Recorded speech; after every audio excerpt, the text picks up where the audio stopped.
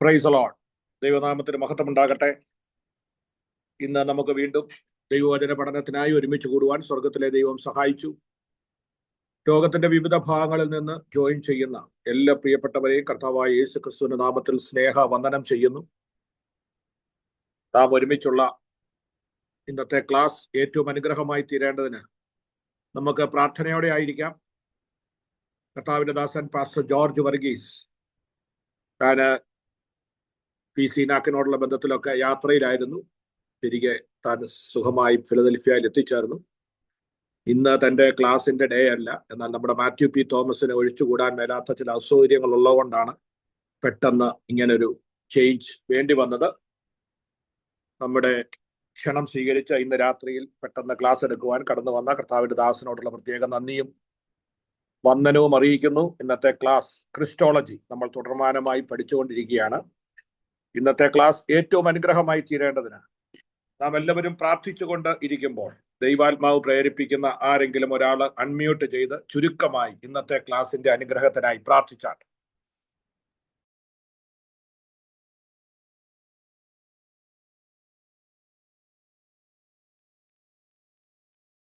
കർത്താവേ, സ്തോത്രം സ്തോത്രം സ്തോത്രം. ഹല്ലേലൂയ. നന്ദിയോടെ സ്തുതിക്കുന്ന വാഴ്ത്തുന്ന കർത്താവേ, കരുണാവാന്യത്തിനും പരിശുദ്ധനും ഞങ്ങളുടെ വാഴ്ത്തപ്പെട്ട സ്വർഗ്ഗീയ പിതാവേ, കർത്താവേ, നല്ല രാത്രിക്കായി സ്തോത്രം ചെയ്യുന്ന കർത്താവേ, ഞങ്ങൾ വീണ്ടും ഒരുമിച്ച് കർത്താവേ ബൈബിൾ ക്ലാസ്സുമായി അപ്പന്റെ പാദപീഠത്തിങ്കിലേക്ക് അടുത്തു വരുവാൻ കർത്താവ് നൽകി തന്ന കൃപയ്ക്കായി സ്തോത്രം. കടന്നു വന്ന എല്ലാ ദൈവമക്കളെയും കർത്താവെ എങ്ങനെ അനുഗ്രഹിക്കണമേ. ഞങ്ങൾ ഓരോരുത്തരും കർത്താവെ പല സ്ഥലങ്ങളിൽ, പല രാജ്യങ്ങളിൽ, ദേശങ്ങളിലൊക്കെ ആയിരുന്നുകൊണ്ട് കർത്താവെ അപ്പന്റെ വചനം പഠിക്കുവാനൊക്കെയും കർത്താവെ ഞങ്ങളെ അങ്ങ് ഒരുക്കി ഞങ്ങളെ സഹായിക്കുന്നതിനായി സ്തോത്രം. കർത്താവെ അപ്പ ഇന്ന് ക്ലാസ് എടുക്കുന്ന അങ്ങയുടെ ദാസനായി പ്രാർത്ഥിക്കുന്ന കർത്താവെ അങ്ങ് കൂടുതലായി ശക്തീകരിക്കണമേ, ബലപ്പെടുത്തണമേ എന്ന് പ്രാർത്ഥിക്കുന്ന കർത്താവെ, പറഞ്ഞു തരുന്ന വചനങ്ങളൊക്കെ ഞങ്ങൾക്ക് ഓരോരുത്തർക്കും കർത്താവെ അനുഗ്രഹപ്രദമാക്കി തീർക്കണമേ. അതൊക്കെ ഞങ്ങൾ പഠിച്ച് ഞങ്ങൾ ഗ്രഹിച്ച് കർത്താവെ അങ്ങയുടെ വചനം കർത്താവെ മറ്റുള്ളവരോട് സംസാരിപ്പാൻ ഷെയർ ചെയ്യുവാനൊക്കെയും കർത്താവ് ഞങ്ങളെ അനുഗ്രഹിക്കണമെന്ന് പ്രാർത്ഥിക്കുന്നു. അതിനായി ഞങ്ങളെ ഓരോരുത്തരെയും കർത്താവെ അങ്ങ് ഒരുക്കണമെന്ന് പ്രാർത്ഥിക്കുന്ന കർത്താവെ സ്തോത്രം.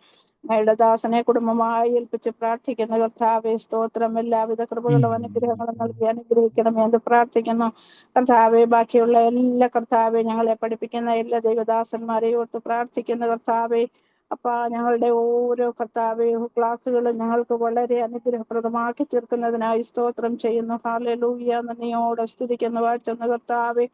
അപ്പ പിതാവെ ലാലുഭാഷനായി പ്രാർത്ഥിക്കുന്ന അങ്ങയുടെ ദാസനെയും കർത്താവെ ആയിരിക്കുന്ന സ്ഥാനത്ത് കർത്താവെ ബലപ്പെടുത്തി ശക്തീകരിച്ച് കർത്താവെ തിരക്കുകൾക്കിടയിലും വീണ്ടും കർത്താവെ എപ്പോഴും കടന്നു വന്ന് കർത്താവെ തക്ക സമയത്ത് തന്നെ പ്രാർത്ഥന ക്ലാസ്സുകളൊക്കെ ലീഡ് ചെയ്യുവാനും എല്ലാ കാര്യങ്ങൾക്കും കർത്താവെ മുന്നിൽ നിൽക്കുന്ന കൃപയ്ക്കായി സ്തോത്രം. കൊടുത്തിരിക്കുന്ന എല്ലാ കൃപകൾക്കും നന്ദിയോടെ സ്തുതിക്കുന്ന കർത്താവെ സ്തോത്രം. ഹല്ലേലൂയ.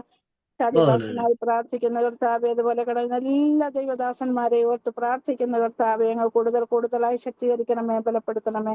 കടന്നു വന്ന എല്ലാ ദൈവമക്കളെയും ഒപ്പം അനുഗ്രഹിക്കുന്നതിനായി സ്തോത്രം. ഇന്നത്തെ ക്ലാസ് ഞങ്ങൾക്ക് വളരെ അനുഗ്രഹപ്രദമാക്കി തീർക്കുന്നതിനായി സ്തോത്രം. ദാസനെ ഞങ്ങൾ ബലപ്പെടുത്തുന്നതിനായി സ്തോത്രം. കൂടെ ഇരിക്കണമേ, സഹായിക്കണമേ. പ്രാർത്ഥന കേട്ടതിനായി സ്തോത്രം. യേശു ക്രിസ്തുവിന്റെ നാമത്തിൽ തന്നെ. ആമേൻ ആമേൻ ആമേൻ. സ്തോത്രം സ്തോത്രം. ആമേൻ. താങ്ക് യു സിസ്റ്റർ മോളി രാജൻ. ദൈവം സഹായിക്കട്ടെ. തുടർന്നുള്ള ക്ലാസ് എടുക്കുവാൻ കർത്താവിന്റെ ശ്രേഷ്ഠദാസൻ പാസ്റ്റർ ജോർജ് വർഗീസിനെ വളരെ സ്നേഹത്തോടെ ആദരവോടെ ക്ഷണിക്കും. Praise the Lord.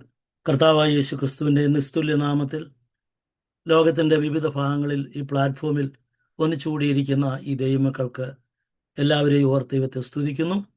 നേതൃത്വം കൊടുക്കുന്ന കർത്താവിന്റെ വലിയ ദാസൻ പാസ്റ്റർ ലാലു ജേക്കബിനും അതുപോലെ തന്നെ ഡയറക്ടർ, മറ്റ് ഭാരവാഹികൾ, ബന്ധപ്പെട്ടവർ, എല്ലാ കർത്തൃദാസന്മാർ, കർത്തൃദാസിമാർ, സഹോദരന്മാർ, സഹോദരിമാരെ, നിങ്ങൾക്കെല്ലാം ഫിലദൽഫിയയിൽ നിന്ന് ഞങ്ങളുടെ കുടുംബത്തിൻ്റെ സ്നേഹവന്ദനം. ഇന്ന് കഴിഞ്ഞ ദിവസം പറഞ്ഞ കാര്യങ്ങൾ ആവർത്തിക്കാതെ പുതിയൊരു സ്ലൈഡിലേക്ക് ഈ ടോപ്പിക്കിൻ്റെ കർത്താവ് യേശു ക്രിസ്തുവിനെ കുറിച്ച് പഠിക്കുമ്പോൾ, ക്രിസ്റ്റോളജി നാം പഠിക്കുമ്പോൾ അതിൽ ഇന്ന് നമ്മൾ പഠിക്കുവാൻ പോകുന്നത് the temptation of Jesus Christ. കർത്താവ് യേശു ക്രിസ്തുവിനുണ്ടായ പരീക്ഷകളും കർത്താവ് എങ്ങനെയാണ് ആ പരീക്ഷകളെ നേരിട്ടത്. സ്തോത്രം. How he faced and how he overcame all temptations. വിജയകരമായി 3 പരീക്ഷകളും നമ്മൾ വാഴ്ത്തപ്പെട്ട കർത്താവ് യേശു ക്രിസ്തു അത്ഭുതകരമായി പൂർത്തീകരിച്ചു. പരീക്ഷിക്കപ്പെടുന്ന നിങ്ങൾക്കും എനിക്കും ഒരു നല്ല പാഠം പഠിപ്പിച്ച് പരീക്ഷകൾ സഹിച്ച് കടന്നുപോയി. യേശുവിന് പരീക്ഷയുടെ ആവശ്യം ഉണ്ടായിരുന്നോ? ഒരിക്കലുമില്ല. Praise the Lord. യേശുവിൽ പാപമില്ലായിരുന്നു, മറ്റ് മാനുഷിക ദൗർബല്യങ്ങളൊന്നുമില്ല. യേശു മനുഷ്യത്വമുണ്ട് എങ്കിലും ആ മനുഷ്യത്വത്തിൻ്റെ അകത്ത് പാപം എന്ന് പറയുന്ന ഒരു സ്വഭാവം യേശുവിൻ്റെ രക്തത്തിൽ ഇല്ലായിരുന്നു. ആദാമ്യ പാപം, അതിന് പറയുന്ന ഒറിജിനൽ സിൻ, ആദ്യ പാപം, അതില്ലാത്തതായി ഈ പ്രപഞ്ചത്തിൽ ഉരുവായതായ ഒരാൾ മാത്രമേ ഉള്ളൂ. അത് കർത്താവായ യേശു ക്രിസ്തു എന്ന് കാണാൻ കഴിയും. നമുക്കവിടെ മാനുഷ്യമായ രക്തമല്ല തൻ്റെ ജനനത്തിന് കാരണം എന്നും പരിശുദ്ധാത്മാവിലാണെന്നും കഴിയും. അപ്പോൾ കർത്താവ് യേശു വേദപുസ്തകത്തിൽ പറയുമ്പോൾ പരീക്ഷിക്കപ്പെട്ടത് എന്തിന് എന്ന് ചോദിച്ചാൽ, പരീക്ഷ അനുഭവിക്കുന്ന മനുഷ്യരായി തീർന്ന എല്ലാ വ്യക്തികൾക്കും അനുഭവിച്ചായ വിശപ്പ്, ദാഹം, വേദന, ശത്രുത, അതുമാത്രമല്ല ഉറക്കം, അതുപോലെ എല്ലാ കാര്യങ്ങളും അനുഭവിക്കുകയും മാതൃ കാണിക്കുകയും ചെയ്തു എന്ന് കാണാൻ കഴിയും. ഒന്നാമത്തെ പരീക്ഷ നമുക്ക് 3 സുവിശേഷങ്ങളിൽ വ്യക്തമായിട്ട് കാണുവാൻ കഴിയുന്നു. ആ പരീക്ഷകൾ യേശു, അത് വേദഭാഗങ്ങൾ ഞാൻ വായിക്കേണ്ട ആവശ്യമില്ല, നമുക്ക് ആ റെഫറൻസ് അറിയാവുന്നതുകൊണ്ട്. യേശു 40 ദിവസം ഉപവസിച്ചു. സ്നാനപ്പെട്ടതിന് ശേഷം കർത്താവ് എവിടേക്കാണ് പോകുന്നത്? യഹൂദ മരുഭൂമിയിലുള്ള ഊഷര മരുഭൂമിയിൽ. അങ്ങും ഇങ്ങും ഉള്ള കുറ്റിക്കാടുകൾ മാത്രമുണ്ട്, ചുണ്ണാമ്പ് പാറകളുള്ള ഒരു സ്ഥലമാണത്. ആ സ്ഥലത്ത് യേശു ക്രിസ്തു അവിടെ 40 ദിവസം അവിടെ ഉപവസിച്ചു. ശിഷ്യന്മാരാരും ഇല്ലായിരുന്നു, ആരെയും താൻ വിളിച്ചില്ല. അവിടെ നമുക്ക് കാണാൻ കഴിയുന്നത് കർത്താവ് ഒറ്റയ്ക്ക് ഉപവസിച്ചു. ശിഷ്യന്മാരാരും അറിഞ്ഞിരുന്നില്ലയോ, അല്ലെങ്കിൽ അതറിയാത്തതുകൊണ്ടാണോ എന്നും അറിയത്തില്ല, ആരും യേശുവിനോടുകൂടെ ഇല്ലായിരുന്നു. അങ്ങനെ ഉപവസിച്ച് ശരീരത്തിൽ താൻ ക്ഷീണിതനായി തീർന്ന് ഉപവാസത്തിൻ്റെ അവസാന ദിവസമായപ്പോൾ തനിക്ക് വിശന്ന സന്ദർഭത്തിലാണ് സാത്താൻ അവിടെ കിടന്നായ ഉരുണ്ട ചില കല്ലുകളെടുത്ത്, യഹൂദ മരുഭൂമിയിൽ നമുക്കറിയാം പെബിൾസ്, അല്ലെങ്കിൽ നമ്മളൊക്കെ ഭക്ഷണത്തിനുണ്ടാക്കുന്ന കൊഴുക്കട്ട പോലുള്ള അപ്പത്തിൻ്റെ ആകൃതിയിലുള്ള പല വലിപ്പത്തിലുള്ള കല്ലുകളുണ്ട്. അങ്ങനെയുള്ള ചിതറിക്കിടക്കുന്ന കല്ലുകളിൽ ഒന്ന് എടുത്ത് യേശുവിൻ്റെ അടുക്കലേക്ക് നീട്ടുകയാണ്. എന്നിട്ട് പറയുകയാണ്, നീ ദൈവപുത്രനെങ്കിൽ. അവിടെ സാത്താൻ നമ്മളോട് സംസാരിക്കുന്ന എപ്പോഴാണ്? നമ്മളുടെ ബലഹീനതയിൽ. യേശുവിന് ആരോഗ്യമുള്ളപ്പോൾ, മറ്റു കാര്യങ്ങളൊന്നുമില്ലപ്പോൾ സാത്താൻ വന്നില്ല. കർത്താവ് ശരീരത്തിൽ ബലഹീനനായി എന്ന് സാത്താന് മനസ്സിലായി. നമ്മുടെ ബലഹീനത മുഴുവനും ദൈവം അറിയുന്നത്. കുറേയൊക്കെ പിശാചിന് നമ്മളെക്കാൾ അറിയാം. നമ്മൾ അറിയാത്ത പല രഹസ്യങ്ങളും സാത്താന് കുറേ കാര്യങ്ങൾ അറിയുവാനുള്ള കഴിവ് ഉണ്ട്, ഭാവി കാര്യങ്ങൾ. വേദപുസ്തകത്തിൽ ഫിലിപ്പയിലെ ആ പൗലോസിൻ്റെ അടുക്കൽ ഒരു സ്ത്രീ, ഒരു പെൺകുട്ടി, അവിടെ കച്ചവടക്കാർക്ക് അടുത്ത ആഴ്ചത്തെ മാർക്കറ്റിൻ്റെ നിലവാരം വിളിച്ചു പറഞ്ഞ് ലാഭമുണ്ടാക്കുന്ന ഒരു പെൺകുട്ടി. അപ്പോൾ പിശാചിനെ കൊണ്ട് അടുത്ത ആഴ്ച ഗോൾഡിന് വില കൂടുമോ, ഗ്യാസ് അല്ലെങ്കിൽ പെട്രോളിന് വില കൂടുമോ, കുരുമുളകിന് വില കുറയുമോ, ഏലക്കായ്ക്ക് ഇരിക്കുന്നു, ഇത് നമ്മളെക്കാട്ടിലും അവനറിയാം കുറേ, അല്ലെങ്കിൽ പിന്നെ പറയുമല്ലോ. അപ്പോൾ എന്ത് ചെയ്തു? വില കുറയാൻ പോവാണ്, അതുകൊണ്ട് ഗോൾഡിലുള്ളവരൊക്കെ വേൾഡ് കൊടുക്കും. അമ്മ വില കൂടാൻ പോവുകയാണെങ്കിൽ കുറഞ്ഞ വിലയ്ക്ക് മേടിച്ചു വെക്കും. അങ്ങനെ അവിടുത്തെ മർച്ചൻ്റ് അസോസിയേഷന് പൈസ ഉണ്ടാക്കിയ ഒരു പെൺകുട്ടി. ഇപ്പം ഞാൻ പറയുന്ന ഭാവി കുറേയൊക്കെ സാത്താൻ അറിയാം. അപ്പോൾ യേശുവിൻ്റെ ബലഹീനത സാത്താൻ അറിഞ്ഞു. ദുർബലമായ ആ നിമിഷം യേശുവിന് ആഹാരമാണ് ആവശ്യമെന്ന് അറിഞ്ഞു. നമ്മുടെ ജഡത്തിൻ്റെ അകത്ത് ഏതൊരു ആഗ്രഹമാണ് നമ്മളെ എപ്പോഴും അത് ചെയ്യുവാൻ ദൈവത്തിൻ്റെ കൽപ്പനയെ ധിക്കരിച്ച് അനുസരണക്കേട് കാണിക്കുവാൻ എന്താകുന്നു നമ്മുടെ ജീവിതത്തിൽ തടസ്സമായിട്ട് നിൽക്കുന്നതോ അത് നമ്മൾക്ക് കൊണ്ട് തന്നാണ് സാത്താൻ സഹായിക്കുന്നത്. അവിടെ സാത്താൻ ഒരു മുതലെടുപ്പാണ് നടക്കുന്നത്. നമ്മളെ സഹായിക്കുന്ന ഒരു ഫ്രണ്ടായിട്ടല്ല. He is our foe, but he is acting like a friend to help us. ഈ കല്ലുകളുമായിട്ട് വരുമ്പോൾ വേണമെങ്കിൽ സാത്താന് പറഞ്ഞിട്ടില്ല, അവിടെ രേഖപ്പെടുത്തിയിട്ടില്ല. ഇത്രയും ശിഷ്യന്മാരുണ്ടായിരുന്നല്ലോ, ഒരുത്തം പോലും അന്വേഷിച്ച് വന്നില്ലല്ലോ ഈ വിശന്ന സമയത്ത്. നീ ശത്രു എന്ന് പറയുന്ന ഞാൻ മാത്രമേ ഈ കാര്യത്തിനുണ്ടായിരുന്നുള്ളൂ എന്ന് പക്ഷേ വിശപ്പടക്കാൻ ശത്രു ആഹാരമായി വരുന്നത് ഒരു ചൂണ്ടയ്ക്കകത്ത്, ഒരു തീറ്റിക്കകത്ത് കോർത്ത പോലെ ആയിരുന്നു എന്ന് കാണാൻ കഴിയും. അപ്പോൾ ഭക്ഷണത്തോടുള്ള ബന്ധത്തിലുള്ള പരീക്ഷ ഏദൻ തോട്ടത്തിലും അതായിരുന്നു, തീറ്റി പരീക്ഷ. സർപ്പം ഉപായത്താൽ ഹൗവയെ ചതിക്കുവാൻ അവിടെ കൊണ്ട് ഇഷ്ടംപോലെ വേറെ ഫുഡുണ്ട്. എല്ലാ മരത്തിൽ നിന്നും ആവശ്യമായിരിക്കുന്ന ഫുഡ് അവൈലബിളാ, ഇല്ലാഞ്ഞിട്ടല്ല. എത്തിപ്പറിക്കാം. പഴുത്തു നിൽക്കുന്ന ഫലങ്ങൾ കടയിൽ പോയി വാങ്ങിക്കേണ്ട ആവശ്യമില്ല. പ്രകൃതിയിൽ തന്നെ വിളഞ്ഞു പഴുത്തതായ ഫലങ്ങളുള്ള ഒരു തോട്ടത്തിലാക്കി. പക്ഷേ ഇന്നതിൻ്റെ ഫലം കഴിക്കരുതെന്ന് പറഞ്ഞു. നമ്മളോട് എന്തെങ്കിലും കാര്യം ചെയ്യരുതെന്ന് പറയുന്നത് എന്തെങ്കിലും ഉണ്ടെങ്കിൽ അത് ചെയ്യുവാനുള്ളൊരു ക്യൂരിയോസിറ്റി നമുക്കെല്ലാവർക്കും ഉണ്ടാകുന്ന മാനുഷികമാണ്. ഇത് മുതലെടുത്തുകൊണ്ട് ഇതെന്തായിരിക്കുമെന്ന് അറിയുവാൻ വേണ്ടി അങ്ങനെ പലപ്പോഴും ചിന്തിച്ച് കാണും. പക്ഷേ ഏദൻ തോട്ടത്തിൽ സാത്താൻ ഹവ്വയുടെ അടുക്കൽ വന്നു. നമുക്ക് ഒരു വാക്യം വായിക്കണമല്ലോ. 2 കൊരിന്ത്യർക്ക് എഴുതിയ ലേഖനം 11-ാം അധ്യായത്തിൻ്റെ 3-ാമത്തെ വാക്യം. ഈ 2 വാക്യങ്ങൾ വീതം ഒരാൾ വായിച്ച് 2 വാക്യം കഴിയുമ്പോൾ അടുത്ത ആളുണ്ടെങ്കിൽ അടുത്ത ആളിന് വായിക്കാം, ഇല്ലെങ്കിൽ ആളിന് അതിന് വായിക്കാം.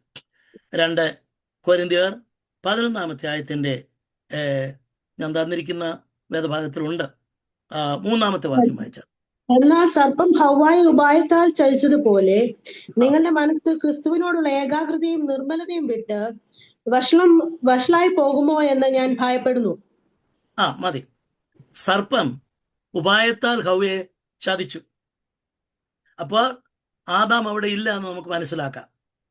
ആദാം ഉണ്ടായിരുന്നെങ്കിൽ ഇത് സംഭവിക്കത്തില്ലായിരുന്നു. ആദാമിന്റെ അസാന്നിധ്യത്തിൽ, അതും പിശാച് എടുക്കുന്ന ഒരു മുതലെടുപ്പാണ്. ആദാം ഉണ്ടെങ്കിൽ ഈ കാര്യത്തിൻ്റെ അകത്ത് ആദാം വിലക്ക് കൽപ്പിക്കും. ഹവ്വയെക്കാട്ടിലും നിയമവും ചട്ടവും ആദാമിന് കുറെ കൂടെ വ്യക്തമാണ്. ഹവ്വയ്ക്ക് കുറെ കാര്യങ്ങൾ അറിയെങ്കിലും എല്ലാം വ്യക്തമല്ല. ഈ വൃക്ഷത്തിന്റെ ഫലം തിന്നരുതെന്ന് കൽപ്പിച്ചിട്ടുണ്ടോ എന്നുള്ളൊരു ചോദ്യമായിട്ടാണ് വരുന്നത്. പിശാച് കടന്നു വരുന്നത് ക്വസ്റ്റ്യനുമായിട്ടാണ്, ചോദ്യം. അതുകൊണ്ടാണ് ഈ നമ്മുടെ എക്സ്ക്ലമേറ്ററി മാർക്കിൻ്റെ അകത്ത് ചോദ്യചിഹ്നം നിങ്ങൾ കണ്ടിട്ടുണ്ടോ? ചോദ്യചിഹ്നം എന്താ പോലെ ഇരിക്കുന്നത്? പാമ്പ് പത്തി വിടർത്തി പോലെ ഇരിക്കുന്നു. അതാ ചോദ്യം. ചോദ്യചിഹ്നം അത് ഏദൻ തോട്ടത്തിൽ പാമ്പ് വന്ന് പത്തി വിടർത്തിയതിൻ്റെ ഓർമ്മയ്ക്കായിട്ടാണ് ആ ചിഹ്നം ചോദ്യം കഴിയുമ്പോൾ അത് അച്ചടി ഭാഷയിൽ വെച്ചിരിക്കുന്നത്. ആ ചോദ്യചിഹ്നമായിട്ട് വരിക കൽപ്പിച്ചിട്ടുണ്ടോ? ഉടനെ അവൾ പറഞ്ഞു, തൊടുകയും അരുത്, തിന്നരുത്, ദൈവം തുടരുമെന്ന് പറഞ്ഞില്ല. അപ്പോൾ സാത്താന് മനസ്സിലായി ദൈവം എന്താണ് പറഞ്ഞതെന്ന് വളരെ കൃത്യമായിട്ട്. ഇവൾക്കറിയത്തില്ല എങ്കിൽ കയ്യിൽ നിന്ന് എന്തെങ്കിലും കൂടെ പറഞ്ഞാൽ അവൾ അത് സമ്മതിക്കും. എന്തായിരുന്നാലും നമുക്ക് അവിടെ കാണാൻ കഴിയുന്നു, ആ പരീക്ഷണ ഘട്ടത്തിൽ എന്ത് ചെയ്തു? ഹവ്വ പരാജയപ്പെട്ടു. ഹവ്വ ആ വൃക്ഷഫലം പറിച്ചു തിന്നപ്പോൾ തന്നെ അവളുടെ ദൈവതേജസ് ശരീരത്തിൽ നിന്ന് പോയി എന്നാണ് നാം വേദോസ്തത്തിൽ പറഞ്ഞു. എല്ലാവരും പാപം ചെയ്ത് ദൈവ തേജസ്, അവരുടെ ശരീരത്തെ അന്ന് ഉടുപ്പിച്ചിരുന്നത് അക്ഷരീയമായ പരുത്തി കൊണ്ടോ ഇല കൊണ്ടോ തുകൽ കൊണ്ടോ ഉള്ള വസ്ത്രമല്ലായിരുന്നു, തേജസ് കൊണ്ട് പൊതിഞ്ഞിരുന്നു. നട്ടുച്ചയ്ക്ക് സൂര്യനെ നമ്മൾ നോക്കിയാൽ നഗ്നനേത്രങ്ങളിലും കാണാൻ കഴിയത്തില്ല. സൂര്യനെ പൊതിഞ്ഞു നിൽക്കുന്ന ഭയങ്കരമായ പ്രഭാവലയമാണ് നമുക്ക് കാണാൻ സൂര്യനെ കഴിയാത്തതുപോലെ ഈ ആദാമും ഹവ്വയും പ്രഭാവലയത്താൽ മഹത്വത്താൽ അത് നിറഞ്ഞു നിന്നിരുന്നു. എന്നാൽ അവന് ചെയ്ത സമയത്ത് അവളുടെ ശരീരത്തിൽ നിന്ന് ദൈവതേജസ് നഷ്ടപ്പെട്ടു പോയി. അപ്പോൾ ദൈവതേജസ് നഷ്ടപ്പെട്ടു പോയ ഹവ്വ ഒരു ഫലം ഒരു കടി കടിച്ചതിന് ശേഷം ആദാമിനും കൊണ്ടു കൊടുക്കുമ്പോൾ ആദാമും കണ്ടു ഇവൾക്ക് ദൈവതേജസ് നഷ്ടപ്പെട്ടു. ഞാൻ ഈ വൃക്ഷഫലം വാങ്ങി തിന്നാൽ എനിക്കും അത് സംഭവിക്കും. തിന്നില്ലേൽ എന്ത് സംഭവിക്കും? ഞാനും ഈ സ്ത്രീയുമായിട്ടുള്ള ബന്ധം എന്നേക്കുമായി വിച്ഛേദിക്കപ്പെടും. 2 ക്വസ്റ്റ്യന് മുമ്പിൽ ആദാം അവിടെ നിൽക്കുകയാണ്. വാങ്ങിക്കുന്നതും അപകടം, വാങ്ങിക്കാത്തതും അപകടം. വാങ്ങിച്ചാൽ ഞാൻ ഇവളെ പോലെ പാപിയായി തരും, ഈ പാപത്തിന് ഞാൻ ഉത്തരവാദി. വാങ്ങിച്ചില്ലെങ്കിൽ ദൈവം കൂട്ടിന് നന്നായി സ്ത്രീയെ എന്നേക്ക് നഷ്ടപ്പെടും. അതുകൊണ്ട് മനസ്സോടുകൂടെയാണ് ആദാം ചതിക്കപ്പെട്ടതാണ് സ്ത്രീയെ. ആദാം ഈ വൃക്ഷഫലം തിന്നത് ചതിക്കപ്പെട്ടിട്ടല്ല, അറിഞ്ഞുകൊണ്ട് തന്നെയാണ്. അതുകൊണ്ട് തന്നെയാണ് കർത്തൃമേശയ്ക്കുള്ള പാട്ടൊക്കെ പാടുമ്പോഴും സേക്കാരും മർത്തമ്മക്കാരുമാണ് കൂടിപ്പാടുന്നത്. മനസ്സോടെ ശാപ മരത്തിൽ തൂങ്ങിയ മനുവേല എന്നുള്ള പാട്ട് മനസ്സോടെയാ കർത്താവ് നമുക്ക് വേണ്ടി മരത്തിൽ മനുഷ്യൻ മരത്തിൻ്റെ ഫലം തിന്നെ പാപിയായി തീർന്നതുകൊണ്ട് കർത്താവ് യേശു മരത്തിന്മേൽ കയറി. ആമേൻ. മുള്ള് കൊണ്ടാൽ മുള്ളുകൊണ്ടാണ് എടുക്കുന്നത്. മരണത്തെ മരണത്താൽ, പാമ്പ് കടിച്ചാൽ പാമ്പിൻ്റെ വിഷമാണ് കുത്തിവെക്കുന്നത്, പേപ്പട്ടി കടിച്ചാൽ പേപ്പട്ടിയുടെ വിഷമാണ് കുത്തിവെക്കുന്നത്. വസൂരി ഉണ്ടായാൽ പശുവിൻ്റെ അകിളിൽ നിന്നുണ്ടാകിയ അതിൻ്റെ പ്രതിവിഷമാണ് കുത്തിവെച്ചതിനെ ജയിക്കുന്നത്. അങ്ങനെ ആദാം ആ പരീക്ഷയിൽ തോറ്റു.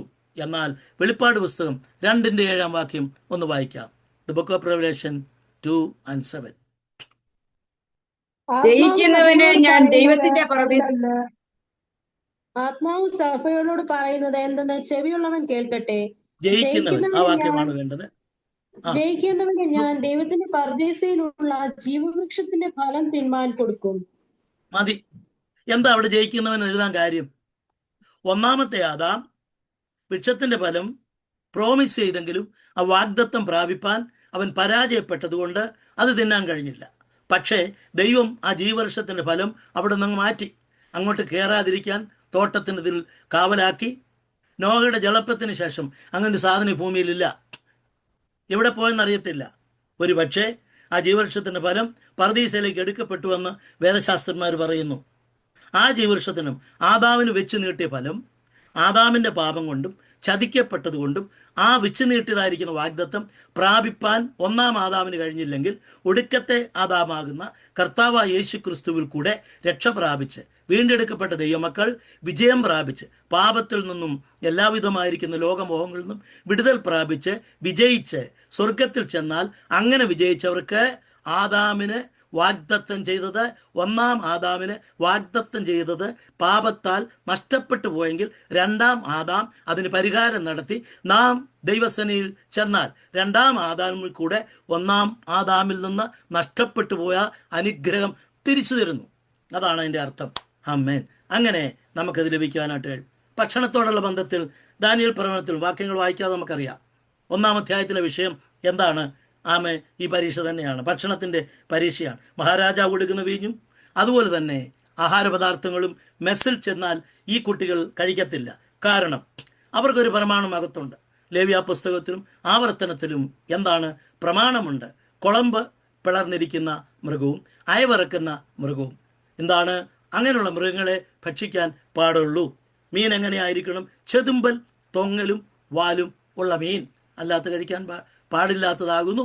നമ്മൾ ചെതുമ്പില്ലാത്ത ധാരാളം ക്യാറ്റ് ഫിഷ് ഫാമിയിൽപ്പെട്ടതായിരിക്കും. അത് പല ആയ കിങ് ഫിഷോ ക്യാറ്റ് ഫിഷോ മുഷിയോ അല്ലെങ്കിൽ ആറ്റുമീനോ മറ്റു മീനോ ഒക്കെ ധാരാളം സ്കെയിൽസ് ഇല്ല അതിൻ്റെ പുറത്ത്. അങ്ങനെയുള്ളതിനെ കഴിക്കാൻ പാടില്ല. അപ്പോൾ മെസ്സിൽ മേശപ്പുറത്ത് വരുന്നതായിരിക്കുന്ന ഫുഡിൻ്റെ അകത്ത് നല്ല മനോഹരമായി രുചികരമായി മസാലയൊക്കെ കയറ്റി അത് നല്ല നാക്കിൽ വെള്ളമൂറുന്ന ഭക്ഷണം വരുന്ന സമയത്ത് കഴിക്കാൻ ആഗ്രഹം തോന്നിയാലും ഈ കുട്ടികൾ അവിടുത്തെ മെസ് മാനേജരോട് പറഞ്ഞു, സർ ഞങ്ങൾക്ക് ഈ ഭക്ഷണം വേണ്ട. എന്തുകൊണ്ട് വേണ്ട? എല്ലാവരും രണ്ടാമതും ചോദിച്ച് വാങ്ങിക്കുമ്പോൾ ഈ പിള്ളേർ വേണ്ടാത്തതിൻ്റെ കാരണം ഒരു പ്രമാണമുള്ളതുകൊണ്ടാണ്. നിങ്ങൾക്ക് ജഡം നിങ്ങളോട് ചോദിക്കുന്ന ഇതിനകത്തൊരു പ്രത്യേക കാര്യമുണ്ട്. നമ്മുടെ ജഡം നമ്മളോട് ഈ ലോകത്തിലുള്ള എല്ലാം ചോദിക്കും. അത് ലഭിക്കാനുള്ള അവൈലബിലിറ്റി ഉണ്ടാകും. തിന്നാനും കുടിക്കാനും ലോകമോഹങ്ങളിൽ സന്തോഷിക്കാനും എല്ലാ വകുപ്പുകളും അവസരങ്ങളും ഉണ്ടാക്കി തരും. എന്നാൽ എന്താ പോകാത്തത്?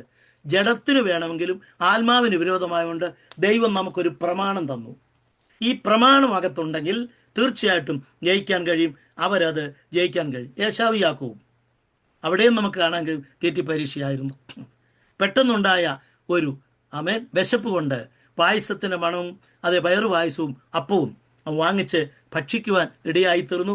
അങ്ങനെ അവൻ്റെ ബർത്ത് റൈറ്റ്, ജീവിതത്തിൽ അവന് ദൈവം വച്ചിരിക്കുന്ന അനുഗ്രഹങ്ങൾ നഷ്ടപ്പെടുവാൻ ഇടയായി. അതാണ് എബ്രായത്തിൽ പറഞ്ഞ് ഒരു ഫുഡിന്, ഒരു സിംഗിൾ മീലിന്, ഒരു നേരത്തെ ശാപ്പാടിന്, ഒരു ലോകത്തിലെ അനുഗ്രഹങ്ങൾ ദൈവത്തിൻ്റെ ജനിച്ചു കഴിഞ്ഞപ്പോൾ കിട്ടാനുള്ള എല്ലാ ആനുകൂല്യങ്ങളും ഒറ്റ ശാപ്പാട് കൊണ്ട് ഒതുങ്ങി. 2 മണിക്കൂർ കഴിഞ്ഞപ്പോൾ അവൻ കഴിച്ച ശാപ്പാട് ഒരു ഏമ്പൊക്കെ വാങ്ങിച്ച് കഴിഞ്ഞപ്പോഴത്തേന് അതൊക്കെ ദഹിച്ചു പോയി. പക്ഷേ മറ്റവന്, നമ്മൾ മലയാളത്തിൽ പറയുമല്ലോ, അത് എന്ത് ചെയ്തു? ചുണ്ടയ്ക്ക കൊടുത്തിട്ട് വഴുതനങ്ങ വാങ്ങിക്കുന്ന ഒരു സ്വഭാവം യാക്കോബിനുണ്ടായിരുന്നു. യാക്കോബ് കൗശലക്കാരനായിരുന്നു. എവിടെയും കമന്ന് വീണാൽ കാപ്പണം കൊണ്ട് യാക്കോബ് എഴുന്നേക്കത്തുള്ളൂ. അമ്മായിയപ്പനെ ആണെങ്കിലും അമ്മായിയപ്പൻ ഇങ്ങോട്ട് വേല വെച്ചാൽ അങ്ങോട്ട് വേല വെക്കും. അതുകൊണ്ടാണ് വഞ്ചകനായിരിക്കുന്ന ചീറ്റിങ്ങിൻ്റെ അകത്ത് ഡിഗ്രിയുള്ള ഒരു യാക്കോബിനെ, സ്തോത്രം, ദൈവം ചീറ്റിങ്ങിൻ്റെ അകത്ത് മാസ്റ്റേഴ്സ് എടുത്തതായിരിക്കുന്ന ഒരു ലാബാനെയാണ് കൊടുത്തത്. Praise the Lord. ഇവർ രണ്ടുപേരും കൂടെയുള്ള 20 വർഷത്തെ ഒരസൽ കൂടെ അവൻ ശരിയാകുന്നത് എവിടെ വെച്ചാൽ യബോക്കടവിൻ്റെ തീരത്ത് വെച്ചാണ് യാക്കോബ് ശരിയാകുന്നത് പേര് പറഞ്ഞതെന്ന് കാണും. ഞാൻ അവിടെ നിന്നും മാറുകയാണ്. അതുകൊണ്ട് നമ്മുടെ ജീവിതത്തിൽ ഞാൻ ദാനിയേലിൻ്റെ പുസ്തകത്തിലെ കാര്യങ്ങളൊന്നുകൂടെ ഓർപ്പിക്കട്ടെ. ഒന്നാമത്തെ പരീക്ഷയിൽ എന്ത് ചെയ്തു? ഈ പറയപ്പെട്ട ദാനിയേലും കൂട്ടരും വിജയിച്ചു. അതുകൊണ്ട് രണ്ടാമത്തെ പരീക്ഷണഘട്ടമായ വിഗ്രഹത്തെ ആരാധിക്കുന്ന ആരാധനയ്ക്കകത്ത് വിഗ്രഹത്തെ ആരാധിക്കാൻ കഴിഞ്ഞില്ല. തീച്ചോളയ്ക്കകത്തേക്ക് ബാലന്മാരെ ഇടുമ്പോൾ അവിടെ ദാനിയേലിനെ കാണുന്നില്ല. 4 ബാലന്മാരിൽ അവിടെ ദാനിയേലില്ല. നിങ്ങൾ ശരിയായിട്ട് വായിച്ച് നോക്കണം. ഒരുപക്ഷെ ദാനിയേൽ രാജ്യത്തിൻ്റെ പ്രധാനപ്പെട്ട ചില പ്രത്യേകമായ കാര്യനിർവഹണത്തിന് വേണ്ടി മറ്റൊരു സ്ഥലത്തായിരിക്കാം. എന്തില്ലായിരുന്നു? ദാനിയേൽ അവിടെ ഇല്ലായിരുന്നു. ദാനിയേൽ വന്നപ്പോഴാണ് ഈ പരീക്ഷയിൽ മറ്റുള്ളവർ ജയിച്ചു എന്നറിഞ്ഞത്. അതുകൊണ്ട് ദാനിയേൽ വിചാരിച്ചില്ല, എൻ്റെ ദൈവമേ, തമ്പുരാൻ എന്നെ അങ്ങ് മാറ്റിയതിനായി സ്തോത്രമെന്ന് ഞാനാണെ പറഞ്ഞാലും നീ സ്തോത്രം പറയണ്ട. നീ ഒരു പരീക്ഷയ്ക്കകത്ത് നീ അവിടെ ഇല്ലായിരുന്നെങ്കിൽ നിനക്ക് വേണ്ടി മാത്രം ഒരു പരീക്ഷ, ഒരു സിംഹക്കുഴി അടുത്തത് വെച്ചിട്ടുണ്ട്. എന്തായിരുന്നാലും ഈ പരീക്ഷ ജയിച്ചെങ്കിൽ മാത്രമേ നമുക്ക് മാർക്ക് കിട്ടത്തുള്ളൂ, നമുക്ക് സർട്ടിഫിക്കറ്റ് കിട്ടത്തുള്ളൂ. Praise the Lord. അതുകൊണ്ട് പരീക്ഷയിൽ ഉൾപ്പെടാത്തതായിരിക്കുന്ന ദാനിയേലിന് അടുത്ത ചക്രവർത്തിയുടെ കാലത്ത് എന്ത് ചെയ്തു? ഒരു സിംഹക്കുഴി അവന് കൊടുത്തു. അവിടെ അവൻ ജയിക്കുവാനിടയായി തീർന്നു. 1-ാം പരീക്ഷയിൽ ജയിച്ചെങ്കിൽ തുറന്നു നിൽക്കാൻ കഴിയൂ. യാക്കോബ് 1:12 വാക്യം കൂടെ വായിച്ചാട്ടെ, എന്നിട്ട് അടുത്ത ഭാഗത്തേക്ക് അമ്പാം. യാക്കോബ് 1:12. അവൻ കൊള്ളാകുന്നവനായി തെളിഞ്ഞ ശേഷം കർത്താവ് തന്നെ സ്നേഹിക്കുന്നവർക്ക് വാഗ്ദത്തം ചെയ്ത ജീവകിരീടം പ്രാപിക്കും. ഒരു പ്രാവശ്യം കൂടെ വായിച്ചാട്ടെ. പരീക്ഷ സഹിക്കുന്ന മനുഷ്യൻ ഭാഗ്യവാൻ. അവൻ കൊള്ളാകുന്നവനായി തെളിഞ്ഞ ശേഷം കർത്താവ് തന്നെ സ്നേഹിക്കുന്നവർക്ക് വാഗ്ദത്തം ചെയ്ത ജീവകിരീടം പ്രാപിക്കും. അപ്പോൾ പരീക്ഷകൾ വരുമ്പോൾ അതിനെ ശാസിച്ച് ഫൽസിച്ച് എനിക്കിങ്ങനെ വന്നല്ലോ എന്നല്ല, കർത്താവ് ഇതിൽ കൂടെ ഞാൻ കടന്നുപോയി വിജയം പ്രാപിപ്പാൻ പരീക്ഷയോടുകൂടെ. കൊരിന്ത്യലേഖനത്തിൽ ആ വാക്യം പറയുന്നുണ്ട്. കൊരിന്ത്യലേഖനത്തിൽ പറയുന്ന 1 കൊരിന്ത്യൻസ് 1 കൊരിന്ത്യർ 10-ാം അധ്യായത്തിൻ്റെ 13-ാം വചനം വായിച്ചാട്ട്. 1 കൊരിന്ത്യൻസ് chapter 10 verse 13, 10-13.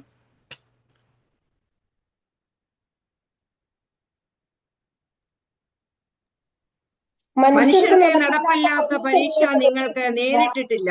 ദൈവം വിശ്വസ്തൻ. നിങ്ങൾക്ക് കഴിയുന്നതിന് മീതെ പരീക്ഷ നേരിടുവാൻ സമ്മതിക്കാതെ നിങ്ങൾക്ക് സഹിപ്പാൻ കഴിയേണ്ടതിന് പരീക്ഷയോടുകൂടെ അവൻ പോക്കുവഴിയും ഉണ്ടാക്കും. ദൈവം നിങ്ങൾക്കൊരു പരീക്ഷ തന്നിട്ടുണ്ടെങ്കിൽ 2 കാര്യങ്ങൾ. ആ പരീക്ഷയിൽ നിന്ന് വിജയിക്കാനുള്ള, അഭിമുഖീകരിച്ച് ജയിക്കാനുള്ള കൃപ തരും.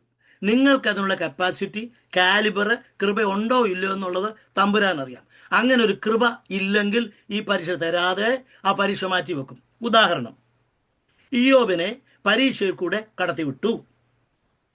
അവൻ എല്ലാ പരീക്ഷകളിൽ കൂടെ കടത്തിവിട്ടു. സാത്താനോട് പറഞ്ഞു അവൻ്റെ ജീവനെ മാത്രം തുടരുത്, എന്തു വേണേ ചെയ്യുവാൻ ഞാനൊരു അനുവാദം തന്നിരിക്കുന്നു. സാധാരണ ഹൈക്കോർട്ടിൽ ചെന്ന് ചില പ്രത്യേകമായ ഇഞ്ചക്ഷൻ ഓർഡർ എടുത്തു കഴിഞ്ഞ് ചില കാര്യങ്ങൾ നമുക്ക് ചെയ്യാൻ കഴിയും. സാധാരണമായി ചെയ്യാൻ പാടില്ലാത്ത കാര്യങ്ങൾ, ചെയ്യാത്ത കാര്യങ്ങളും ഒരു സ്പെഷ്യൽ ഇഞ്ചക്ഷൻ ഓർഡർ ഹൈക്കോർട്ടിൽ നിന്ന് എടുത്തു കഴിഞ്ഞാൽ ഈ ഓർഡർ സഹിതം അവന് ആ കാര്യങ്ങൾ ചെയ്യാൻ കഴിയുന്ന പോലെ ഭക്തന്മാരെ തൊടാതിരിക്കേണ്ടതിന് ദൈവത്തിന് ദൂതന്മാരെ ഏൽപ്പിച്ചിട്ടുണ്ട്. പക്ഷേ ഒരുത്തിനെ തൊടണമെങ്കിൽ സ്പെഷ്യലായിട്ട് കർത്താവിൻ്റെ അടുക്കൽ നിന്ന് ഒരു പ്രത്യേക പെർമിഷൻ വാങ്ങിച്ചെങ്കിൽ മാത്രമേ സാത്താന് നിങ്ങളുടെ രോമത്തെ തൊടാനും. സ്തോത്രം, ആമേൻ. നമ്മൾ കർത്താവിന് വിലയേറിയവരാ, മാന്യരാണ്. ശത്രു നമ്മെ തൊടണമെങ്കിൽ എന്ത് ചെയ്യും? സഖരിയാ പ്രവചനത്തിൽ പറഞ്ഞിരിക്കുന്ന പോലെ ഞാൻ നിനക്ക് മുമ്പിൽ ഒരു തീമതിലായിരിക്കും. ഫയർവാളാണ്. യോബിൻ്റെ വീടിന് മുമ്പിൽ വേലി കെട്ടിയിരിക്കുന്ന പൂവരിശിൻ്റെ കമ്പ് കൊണ്ടോ കടലാമണക്കം പത്തലോ കല്ലുകൊണ്ടുള്ള കല്ലിട്ടിട്ട് മുള്ളുവേലിയോ ഇരുമ്പ് വേലിയോ അതൊരു വേലിയുമല്ല, പിന്നെയോ ആ വേലി ഇൻവിസിബിൾ ആയിട്ടുള്ള വേലിയാണ്, പിശാചിന് കാണാൻ വയ്യാത്തതാ. ആമേൻ. ദൂതന്മാരുടെ ഒരു ബറ്റാലിയൻ വീടിന് മുമ്പിലും അവൻ്റെ കുടുംബത്തിന് മുമ്പിലും ആക്കിയിരിക്കുന്നു. അതവൻ അറിയത്തില്ല. നിങ്ങൾ യാത്ര ചെയ്യുന്നതിന് വേണ്ടി പ്രാർത്ഥിച്ച്, ആമേൻ, നിങ്ങൾ വാഹനത്തിൽ കയറി സ്റ്റിയറിങ്ങിൽ പിടിച്ച് ചാവി കൊണ്ട് ഒന്ന് അത് സ്റ്റാർട്ട് ചെയ്യുന്ന സന്ദർഭത്തിൽ, ആമേൻ, സ്തോത്രം, നിങ്ങൾക്ക് വേണ്ടി എന്തുണ്ട്? ദൂതന്മാരുണ്ട്. ഒരു മുഖ്യമന്ത്രിയോ ഒരു പ്രസിഡന്റോയോ ഒരു MLA യോ ഒരു MP യോ അവരുടെ സ്റ്റാറ്റസ് അനുസരിച്ച് കൂടുതൽ ആളുകൾക്ക് കൂടുതൽ സെക്യൂരിറ്റി. ആമേൻ. പ്രസിഡന്റന്മാർക്ക് ഇസഡ് കാറ്റഗറിയിലുള്ളായിരിക്കുന്ന പ്രത്യേകമായിരിക്കും. കരിമ്പൂച്ചകളായിരിക്കും ചിലർക്ക്. കമാൻഡോകളുണ്ട്. ദുരുദ്ധ കർമ്മ സേന എന്ന് പറയുന്ന സേനകളുണ്ട്. ആമേൻ. സാധാരണ സെക്യൂരിറ്റി അല്ല, അസാധാരണമായ സെക്യൂരിറ്റി അവർ മുമ്പിലും പുറകിലും ഉണ്ടായിരിക്കും. അങ്ങനെയുള്ളതായിരിക്കുന്ന ദൂതന്മാർ. ഒറ്റ ദൂതന് എന്തുണ്ട്? 1,85,000 പേരെ സംഹരിക്കാനുള്ള കപ്പാസിറ്റി ഉണ്ട്. സ്തോത്രം.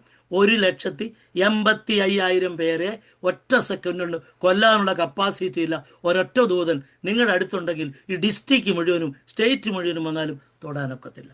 Praise the Lord. ദൈവത്തിന് ഞാൻ അടുത്ത ഭാഗത്തിലേക്ക് വരട്ടെ.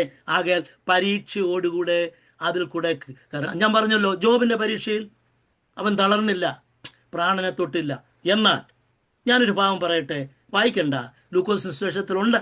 ആമേൻ. പത്രോസ് പോലും അറിയാത്ത സമയത്ത് പത്രോസിനെ ഒന്ന് ശോധന ചെയ്യാൻ നമ്മൾ അതിനകത്ത് എഴുതിയിരിക്കുന്ന ഗോതമ്പ് പോലെ, അന്ന് ഗോതമ്പ് ധാരാളമുണ്ട്, ഈ അഴുക്കും പൊടിയും അതിൻ്റെ അകത്തെ കച്ചിയുടെ ഭാഗങ്ങളൊക്കെ മെതിക്കുന്ന സമയത്ത് ഇതിൻ്റെ അകത്ത് കിടക്കും. ഇത് മാറ്റാൻ, ഇത് തിരിച്ചു മാറ്റുക, അതിൻ്റെ അകത്ത് കല്ലുണ്ടാകും, മങ്കുണ്ടാകും, കച്ചിത്തുരുമ്പുകളുണ്ടാകും. ഇതെല്ലാം കൂടെ മാറ്റാൻ വേണ്ടിയാണ് മുറത്തിൽ മുകളോട്ടും താഴോട്ടും ഇടുമ്പോൾ ആ കാറ്റ് കൊണ്ട് ഇതെല്ലാം പോകും. ഇതുപോലെ നിങ്ങളുടെ വിശ്വാസ ജീവിതത്തെ പാറ്റിക്കൊഴിക്കാൻ വേണ്ടി പിശാച് പീറ്ററിനെ ഒന്ന് പാറ്റണമെന്ന് പറഞ്ഞ അനുവാദം ചോദിച്ചു. പക്ഷെ പത്രോസ് അറിഞ്ഞില്ല അത്. പിന്നെ കർത്താവ് പറയുമ്പോഴാണ് അറിയുന്നത്. നിങ്ങളറിയാതെ നിങ്ങളെ പാറ്റേണ്ടതിന് വേണ്ടി പല പ്രാവശ്യം പിശാച് അനുവാദം ചോദിച്ചിട്ടുണ്ട്. നിങ്ങൾക്ക് കഴിവുണ്ടാ അതിന് കൃപയില്ലെങ്കിൽ ദൈവം നിങ്ങളെ അതിന് അനുവദിച്ചിട്ടില്ല. ഞാൻ ഇവിടെ നിന്ന് അടുത്ത ഭാഗത്തേക്ക് വരട്ടെ. Praise the Lord. സ്തോത്രം. ഹല്ലേലൂയ. അപ്പോൾ ഈ വാക്യം അടുത്തതായിട്ട് സാത്താൻ അവിടെ ഈ ഒന്നാമത്തെ 3 കാര്യങ്ങളാണ്. അതുകൊണ്ട് വായിക്കണേ. 1 യോഹന്നാൻ 2-ാം അധ്യായം 16-ാം വാക്യം. പരീക്ഷകൾക്കകത്ത് 3 കാര്യങ്ങളാണ് പ്രാധാന്യം അറിയിക്കുന്ന 3 വിഷയങ്ങൾ. എന്തെല്ലാം ആ കാര്യങ്ങളാണ്? 3 എണ്ണം. 1 കൊരിന്ത്യർ, 1 യോഹന്നാൻ 2:16. പിതാക്കന്മാരെ, ആദ്യം മുതലുള്ളവനെ നിങ്ങൾ അറിഞ്ഞിരിക്കയാൽ ഞാൻ നിങ്ങൾക്ക് എഴുതിയിരിക്കുന്നു. ബാല്യക്കാരെ, നിങ്ങൾ ശക്തനാകിയാലും ദൈവവചനം നിങ്ങൾ വസിക്കയാലും നിങ്ങൾ ദുഷ്ടനെ ജയിച്ചിരിക്കയാലും ഞാൻ നിങ്ങൾക്ക് എഴുതിയിരിക്കുന്നു. ജഡമോഹം കൺമോഹം അത് എത്ര വാക്യ? ജഡമോഹം കൺമോഹം ജീവനത്തിന്റെ പ്രതാപം. എത്ര വാക്യവാ? 16-ാം വാക്യം. കറക്റ്റ് 16-ാം വാക്യം. അത് ജഡമോഹം കൺമോഹം ജീവനത്തിന്റെ പ്രതാപം. ഇങ്ങനെ ലോകത്തിലുള്ളതെല്ലാം പിതാവിൽ നിന്നല്ല, ലോകത്തിൽ നിന്നത്രേ. നമുക്ക് ആവശ്യമുള്ള വാക്യവാ 2:16. എന്തോ? ജഡമോഹം 2 എന്ന് പറയുന്നത് ആമേൻ നമ്മുടെ കണ്ണിന്റെ ആഗ്രഹങ്ങൾ, ലെസ്റ്റ് ഓഫ് ദി ഐസ്. 3-ാമത്തത് പ്രൈഡ് ഓഫ് ദ ലൈഫ്. ജീവിതത്തിൽ പെട്ടെന്ന് ഷോർട്ട് കട്ടിൽ കൂടെ ഒന്ന് പൊങ്ങാൻ വേണ്ടി പിശാച് പലതും വെച്ചു നീട്ടും. പലതരത്തിലുള്ള ശരിയായിട്ടല്ലാത്ത മാർഗങ്ങൾ നമ്മുടെ മുമ്പിൽ കൊണ്ടുവന്ന് വെക്കും.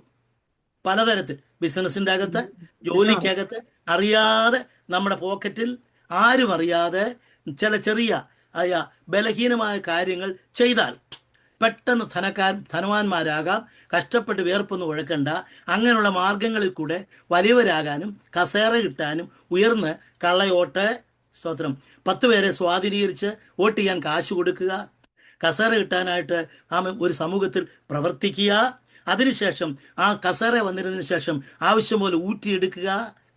പൊതുവായിട്ടുള്ള ഫണ്ട്, ദൈവത്തിന് വേണ്ടിയുള്ള ദൈവത്തിൻ്റെ മണി, ദൈവത്തിൻ്റെ പൈസ, ദൈവമക്കൾ കഷ്ടപ്പെട്ട് വരുന്ന ദശാംശ സ്തോത്രകാഴ്ചയും ഇഷ്ടം പോലെ ലാവിഷായിട്ട് ഉപയോഗിച്ച് മുന്തിയ കാറുകളും വീടുകളും മുന്തിയ ഹോട്ടലുകളും പോയി കഴിച്ച് സന്തോഷിക്കുക. ഇങ്ങനെയുള്ള ആ ദുഷ്ടൻ്റെ പോരാട്ടം ഇതെല്ലാം പിശാചിൻ്റെതാണ്. സ്തോത്രം. ഒരു ഭക്തന് പണം നിങ്ങൾക്ക് തന്നിട്ടുണ്ടെങ്കിൽ ആ പണത്തെ അത്യാവശ്യത്തിനും ആവശ്യത്തിനും മാത്രം ഉപയോഗിച്ച് ബാക്കി മുഴുവനും കർത്താവിന്. 10ൽ 1 കൊടുക്കേണ്ടത്.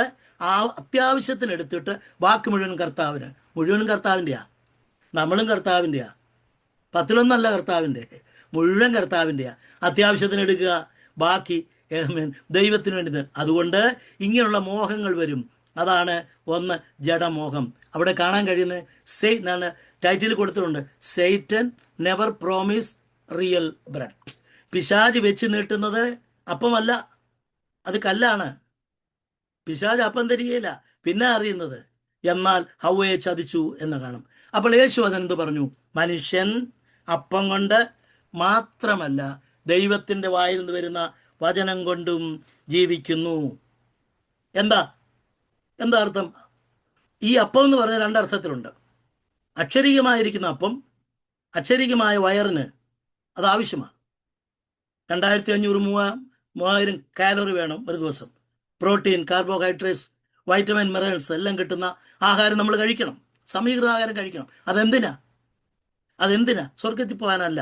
ഇവിടെ നമുക്ക് ജോലി ചെയ്യുവാനും ഇവർക്ക് ആവശ്യമുള്ള എനർജി സംഭരിക്കുവാൻ ഈ പ്രപഞ്ചത്തിൽ, ഈ ഭൂമിയിൽ നിന്നാണ് മണ്ണെടുത്തത്. മണ്ണിൽ നിന്നാണ് ഈ ശരീരം ഉണ്ടാക്കിയത്. അപ്പോൾ മണ്ണിൽ നിന്നുള്ള ശരീരത്തെ പോഷിപ്പിക്കുവാൻ മണ്ണിലെ ആഹാരം കൂടിയേ കഴിയും. പിന്നെ അതിനപ്പുറത്തൊരു ഭാഗമുണ്ട്, ദേഹിയും ആത്മാവും.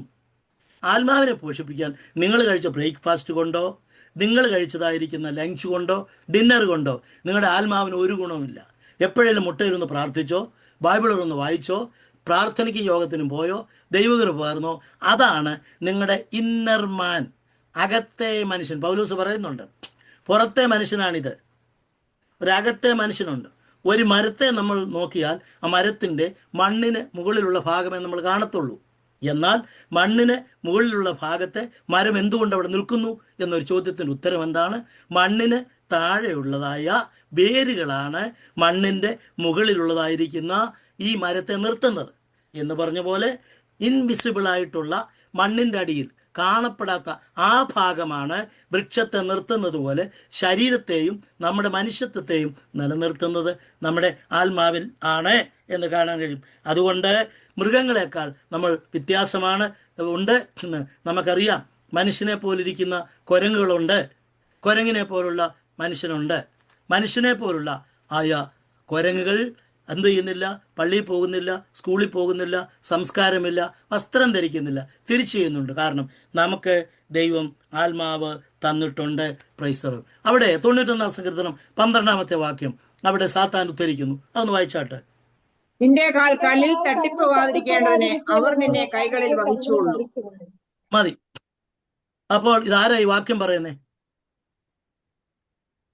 സാത്താനാ പറയുന്നത്. അപ്പോൾ ഉരുളയ്ക്ക് ഉപ്പേരി പോലെ ഇനി താഴോട്ട് ചാടി. അതിൻ്റെ റെഫറൻസ് ഇതിൻ്റെ അത്യാവശ്യം ഉപദേശമാർക്ക് പോലും അറിയത്തില്ല. സ്തോത്രം. ചില പ്രത്യേക പ്രസംഗം കറക്റ്റ് റെഫറൻസ് അല്ല നമ്മളൊക്കെ പ്രസംഗിക്കുന്നത്. ചിലതൊക്കെ ഞങ്ങൾ പ്രസംഗിക്കുന്നേ ഉള്ളൂ. കറക്റ്റ് റെഫറൻസ് അവിടെ എടുക്കാൻ അവൻ്റെ കയ്യിലുണ്ട്. നീ ചാടിയാൽ ഒരു വചനമുണ്ടെന്ന് 91. അപ്പോൾ ചില ആളുകൾ പറയുന്നത് കേട്ടിട്ടുണ്ട്, ഞാൻ ബൈബിള് തലയ്ക്ക് വെച്ചുകൊണ്ടാണ് കിടക്കുന്നത്, അതുകൊണ്ട് സാത്താൻ എടുക്കത്തില്ലെന്ന്. ചിലർ പറയും കുരിശ് കണ്ടാ പിശാച് എടുക്കത്തില്ലെന്ന്. പ്രിയമുള്ളവര്, സ്തോത്രം, ഹല്ലേലൂയ. ബൈബിള് തലയ്ക്ക് വെക്കണ്ട. ബൈബിൾ കൊണ്ട് നടക്കുന്ന സാത്താന്മാരെയും നമ്മൾ കണ്ടിട്ടുണ്ട്. നമ്മുടെ ഇടയിലൊക്കെ പലയിടത്തൊക്കെ ഉണ്ട്. ബൈബിളിലെ വാക്യം പറഞ്ഞതുകൊണ്ടായില്ല, വചനം നമ്മുടെ ഭാഗമായിട്ട് തീരണം എന്ന് കാണുന്നു. അപ്പോൾ കർത്താവ് അതിനെ ജയിച്ചു. 3-ാമത്തെ പരീക്ഷയിൽ എന്താ? പ്രൈഡ് ഓഫ് ലൈഫ്, ജീവിതത്തിൻ്റെ പ്രതാപം. ലോകരാജ്യങ്ങളൊക്കെ കാണിച്ചു, ഇതൊക്കെയും നിനക്ക് തരാം. എന്താ ഇതൊക്കെയും നിനക്ക് തരാമെന്ന് പറഞ്ഞ്? ഈ പറഞ്ഞാൽ അതിൻ്റെ അർത്ഥം എന്താ? ആരോടാ പറയുന്നേ? ഉടമസ്ഥനോടാ പറയുന്നേ.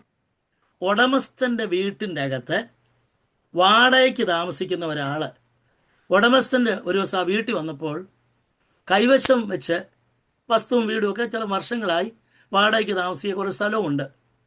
അപ്പോൾ ഉടമസ്ഥനിടയ്ക്ക് വീട്ടിൽ വന്നപ്പോൾ ഉടമസ്ഥനോട് ഈ കൈവശം വെച്ചിരിക്കുന്ന കൈവശാവശക്കാരൻ ഉടമസ്ഥനോട് പറയുകയാണ്, ആമേ ഞാൻ താമസിക്കുകയല്ല, നിനക്ക് തരാമെന്ന്. അതങ്ങനെ പറയാൻ കാര്യം എന്നാ? അതിന് കാരണമുണ്ട്. ആദാമായിരുന്നു പ്രപഞ്ചത്തിൻ്റെ ഉടമസ്ഥൻ, ഹവ്വായും. ദൈവം അവന് ഭൂമി മുഴുവൻ കൊടുത്തു. ഹവ്വ തോട്ടത്തിൻ്റെ അകത്ത് കയറരുതെന്ന് കേറ്റരുതെന്ന് ദൈവം പറഞ്ഞു. അതുകൊണ്ടാണ് തോട്ടത്തെ സൂക്ഷിക്കേണ്ടതെന്ന് പറഞ്ഞാൽ അവിടെ പശുവോ എലുമയോ ആനയോ ഒക്കെ കാട്ടുമൃഗങ്ങൾ കയറി നശിപ്പിക്കുന്ന കാര്യമല്ല. മനുഷ്യരില്ല. തോട്ടം സൂക്ഷിക്കണമെന്ന് പറഞ്ഞാൽ എന്താ? മനുഷ്യരല്ല. പിന്നെയോ പിശാച് നിന്റെ ജീവിതത്തിലേക്ക് അനുവാദം കൂടാതെ വരും. നിന്റെ തോട്ടം നീ സൂക്ഷിക്കണം. പക്ഷേ അത് ശ്രദ്ധിച്ചില്ല.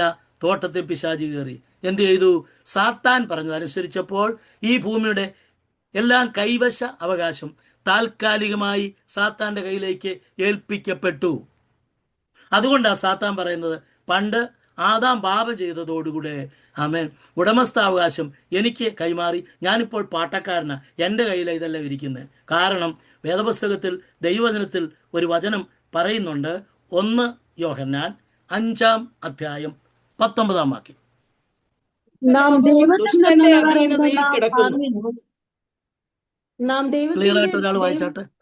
നാം ദൈവത്തിൽ നിന്നുള്ളവർ എന്ന് നാം അറിയുന്നു, സർവ്വലോകവും ദുഷ്ടന്റെ അധീനതയിൽ കിടക്കുന്നു. മതി. സർവ്വലോകവും ആരുടെ അധീനയില്ല? അവന്റെ അധീനയില്ല. അതുകൊണ്ടാണ് അവൻ പറഞ്ഞത്, ഇത് എന്താ നിനക്ക് വേണ്ടത് ചോദിച്ചാൽ മതി. സാത്താനെ സേവിച്ചാൽ അതിനകത്ത് ദൈവിക പ്രമാണമൊന്നും വേണ്ട. ഏത് തോന്നിവാസം നടന്നിട്ടാലും പള്ളിയിൽ പോയി ആ ക്രിയകൾ മാത്രം ചെയ്താൽ മതി. അവനെ സേവിച്ചാൽ നിനക്ക് കുറെ കാര്യങ്ങൾ ഇവിടെ ഭൗതികമായിട്ട് കിട്ടും. ഫിസിക്കൽ ബ്ലെസ്സിങ് വേണോ, അവൻ്റെ പുറകെ വെക്കും. നിങ്ങൾ വിശുദ്ധ ജീവിതം വേണ്ട, വേർപാട് വേണ്ട, ഇഷ്ടം പോലെ ജീവിച്ചാലും ആമേൻ അവനുള്ളതായിരിക്കുന്ന ആ സേവിച്ച് രാവിലെ അതിന് മുമ്പിൽ ചെന്നൊന്ന് തൊഴുത് വിളക്ക് കത്തിച്ച്, നമുക്ക് പലരും അറിയാമല്ലോ, അതിനു മുമ്പിൽ ഒരു ധൂപമൊക്കെ പ്രാർത്ഥിച്ച് എന്നാൽ അന്നത്തെ ബിസിനസ് ഭയങ്കരമായിട്ട് പോകും. എന്നാൽ ആസാവ് പറഞ്ഞ പോലെ ചിലപ്പം ദൈവത്തെ സേവിച്ചാൽ നമ്മുടെ കയ്യിലുള്ളത് പോയിട്ട് നമുക്ക് തോന്നും. പക്ഷെ അങ്ങനല്ല പ്രമാണം. ആകയാൽ സർവ്വലോകവും ദുഷ്ടന്റെ അധീനതയിൽ. നിന്റെ ദൈവമായ കർത്താവിനെ നമസ്കരിച്ച് അവനെ മാത്രമേ ആരാധിക്കാവൂ. അങ്ങനെ 3 പരീക്ഷകളും വിജയമായി എന്ത് ചെയ്തു? പരീക്ഷിച്ചപ്പെട്ട് ജയിച്ചു. വീണാൽ ദൂതന്മാർ കാത്തുകൊള്ളും. ദൈവത്തെ പരീക്ഷിക്കാൻ ചാടിയാൽ ശരീരം മുഴുവനും ഒടിഞ്ഞ് മുഴുവനും തകർന്നു പോകും. വീണാൽ താങ്ങും. തമ്പുരാനെ പരീക്ഷിക്കാൻ എന്ത് ചെയ്യരുത്? താങ്ങുമോ ഇല്ല നോക്കാൻ വേണ്ടി 4 നില കെട്ടിടത്തിൽ ചാടിയാൽ മുഴുവൻ ഒടിഞ്ഞു പോകും, ചത്തും പോകും. കാക്കും വീണാൽ, പരീക്ഷിച്ചാൽ തകരും. അതുകൊണ്ട് എന്താ? ദൈവത്തെ ആരും പരീക്ഷിക്കരുത്. എന്തുകൊണ്ട് പരീക്ഷ വന്നു? ഇബ്രായർ 4:2-18. പെട്ടെന്ന് ഈ വാക്കുകളുടെ വായിച്ച് നമുക്ക് മുമ്പോട്ട് പോകേണ്ടതുണ്ട്. താൻ തന്നെ പരീക്ഷിതനായി കഷ്ടം അനുഭവിച്ചിരിക്കുകയാൽ പരീക്ഷിക്കപ്പെടുന്നവർക്ക് സഹായിപ്പാൻ കഴിവുള്ളവനാകുന്നു. അപ്പോൾ യേശു എന്ത് പരീക്ഷ സഹിച്ചു? യേശുവിന് പരീക്ഷിക്കപ്പെടേണ്ട ആവശ്യമില്ല, യേശുവിന് സ്നാനപ്പെടേണ്ട ആവശ്യമില്ല. ഇതെല്ലാം നമുക്കൊരു മാതൃകയാണ്. താൻ തന്നെ പരീക്ഷിതനായി കഷ്ടം അനുഭവിച്ചിരിക്കാൻ പരീക്ഷിക്കപ്പെടുന്നവരെ സഹായിക്കാൻ കഴിവുള്ളവനാണെന്ന് തെളിയിക്കാൻ. നിങ്ങൾക്ക് വിശക്കുമ്പോൾ കർത്താവേ എനിക്ക് വിശക്കുന്നു, ആഹാരമില്ലല്ലോ, ഞാൻ ആരോടും പറയുകയില്ലെന്ന് പറയുമ്പോൾ യേശു പറയും, മകളെ മകനെ, ഈ പരീക്ഷ ഞാനും സഹിച്ചതാ. ഒരു വിശപ്പിൻ്റെ ആഴം എന്തുണ്ടെന്നുള്ളത് ഞാൻ ദൈവമായിരുന്നിട്ടും താണഭൂമിയിൽ നിങ്ങളുടെ മാംസത്തോടും നിങ്ങളുടെ ചോരയോടും കൂടെ ഏകീഭവിച്ച് ആമേൻ ഒരു സ്ത്രീയുടെ ഉദരത്തിൻ്റെ അകത്ത് ഒതുങ്ങി 33 തിരുവയസ്സ് വരെ ഈ ഭൂമിയിൽ എല്ലാം നിങ്ങളെപ്പോലെ ഞാൻ സഹിച്ചതിൻ്റെ കാരണം നിങ്ങളുടെ വേദന ഞാൻ പങ്കുകൊണ്ടിരിക്കുന്നുവെന്ന് നിങ്ങളെ അറിയിക്കുവാൻ വേണ്ടിയാണ്. സ്തോത്രം. അതുകൊണ്ട് കർത്താവിന് സഹായിക്കാൻ കഴിയാത്ത ഒരു പരീക്ഷകളുമില്ല. സഹായിപ്പാൻ കഴിവുള്ളവനാണ് എന്ന് കാണുവാൻ കഴിയുന്നുണ്ട്. ദൈവത്തിന് സ്തോത്രം. നമ്മൾ മറ്റു വാക്കുകൾ വായിച്ചതാണെങ്കിലും ആവർത്തിക്കുന്നില്ല. പരീക്ഷ സഹിക്കുന്ന മനുഷ്യൻ ഭാഗ്യവാൻ, അവൻ കൊള്ളാവുന്നവനായി തെളിയും. എന്തിനാ പരീക്ഷ? ഞാൻ സ്കൂളിൽ പഠിക്കുമ്പോൾ എൻ്റെ പ്രായത്തിലുള്ളവർക്കറിയാം, സെമസ്റ്റർ അല്ല, 3 ടേമിലെ പരീക്ഷയാണ്. ആദ്യത്തെ പരീക്ഷ ഓണത്തിൻ്റെ സമയത്തൊരു അവധി, ഒരു അവധി, ഓണപ്പരീക്ഷ. 2 ക്രിസ്തുമസിനോടവധിയിൽ ഒരു പരീക്ഷ. 3-ാമത്തേതാണ് വലിയ പരീക്ഷ. അങ്ങനെയാണെങ്കിൽ കർത്താവിൻ്റെ ഓണപ്പരീക്ഷയായിരുന്നു 1-ാമത്തെ തീറ്റി പരീക്ഷ. 2-ാമത്തെ പരീക്ഷ എന്ന് പറയുന്നത് താഴോട്ട് ചാടുവാൻ പറഞ്ഞതായ സെക്കൻഡ് സെമസ്റ്റർ എക്സാമിനേഷൻ. 3-ാമത്തേത് വലിയ പരീക്ഷ. എന്താണ്? സ്തോത്രം. അവനെ എന്ത് ചെയ്യണം? ഒന്ന് നമസ്കരിക്കണം പോലും. ആമേൻ. ആരോടാ പറയുന്നത്? പ്രപഞ്ചത്തിൽ സകല വ്യക്തികളും നമസ്കരിപ്പാൻ യോഗ്യനായ യേശുവിനോട് പോലും ഒരാരാധന ബെഗ് ചെയ്തവൻ, യാചിച്ചു. ഒരു ഭിക്ഷക്കാരനെ പോലെ, അങ്ങ് എനിക്കൊരു ആരാധന തരുമോ എന്നെന്തിനാ ചോദിച്ചെന്നറിയാമോ? കർത്താവ് അവനെ ഒന്ന് തൊഴുതിരുന്നെങ്കിൽ നമ്മൾ ആരും ഇന്നും യേശുവിനെ ആരാധിക്കാൻ യോഗ്യനല്ല എന്ന് വരുത്തും. കാരണം അവൻ പറയും, എന്നെ വണങ്ങിയ കർത്താവിനെയാണോ നിങ്ങൾ നമസ്കരിക്കുന്നത്? എന്നെ വണങ്ങിയെങ്കിൽ ആരാ വലിയവൻ? ഞാനാ വലിയവൻ. കർത്താവിന് ഇതൊക്കെ അറിയാം, വഴിയേ അറിയാം. നമ്മൾ പറയുമല്ലോ, ഓടുന്ന നായ്ക്ക് ഒരു മുഴം മുമ്പേ അറിയണം എന്ന് പറയുന്ന പോലെ ഇവൻ്റെ കയ്യിലിരിപ്പും ഈ സാത്താൻ്റെ മനസ്സിലിരിപ്പും അറിയാം. അതുകൊണ്ടാണ് എബ്ബേസ്യത്തിൽ പറഞ്ഞത്, ദൈവമക്കളെ നിങ്ങൾ ചുമ്മാതെ കയറി സാത്താൻ പറയുന്നതിന് ചാടരുത്. ദൈവത്തിനാണെങ്കിൽ ചാടാൻ പറഞ്ഞു കഴിഞ്ഞാൽ ഞാൻ എനിക്ക് തെളിയിച്ചു കൊടുത്തേ പറ്റൂ, ഞാൻ ദൈവത്തിൻ്റെ പൈതലാ, ഒറ്റ ചാട്ടം ചാടല്ലേ. സ്തോത്രം. എന്ന് തെളിയിച്ചു കൊടുക്കാൻ വേണ്ടി ഒന്നും ചെയ്യരുത്. അവൻ്റെ മനസ്സിലിരിപ്പ് വേറെയാണ്, നമ്മളെ തകർക്കാൻ വേണ്ടിയാണ്. പിശാചിൻ്റെ തന്ത്രങ്ങളെ നാം അറിയാത്തവരല്ലല്ലോ. സ്തോത്രം.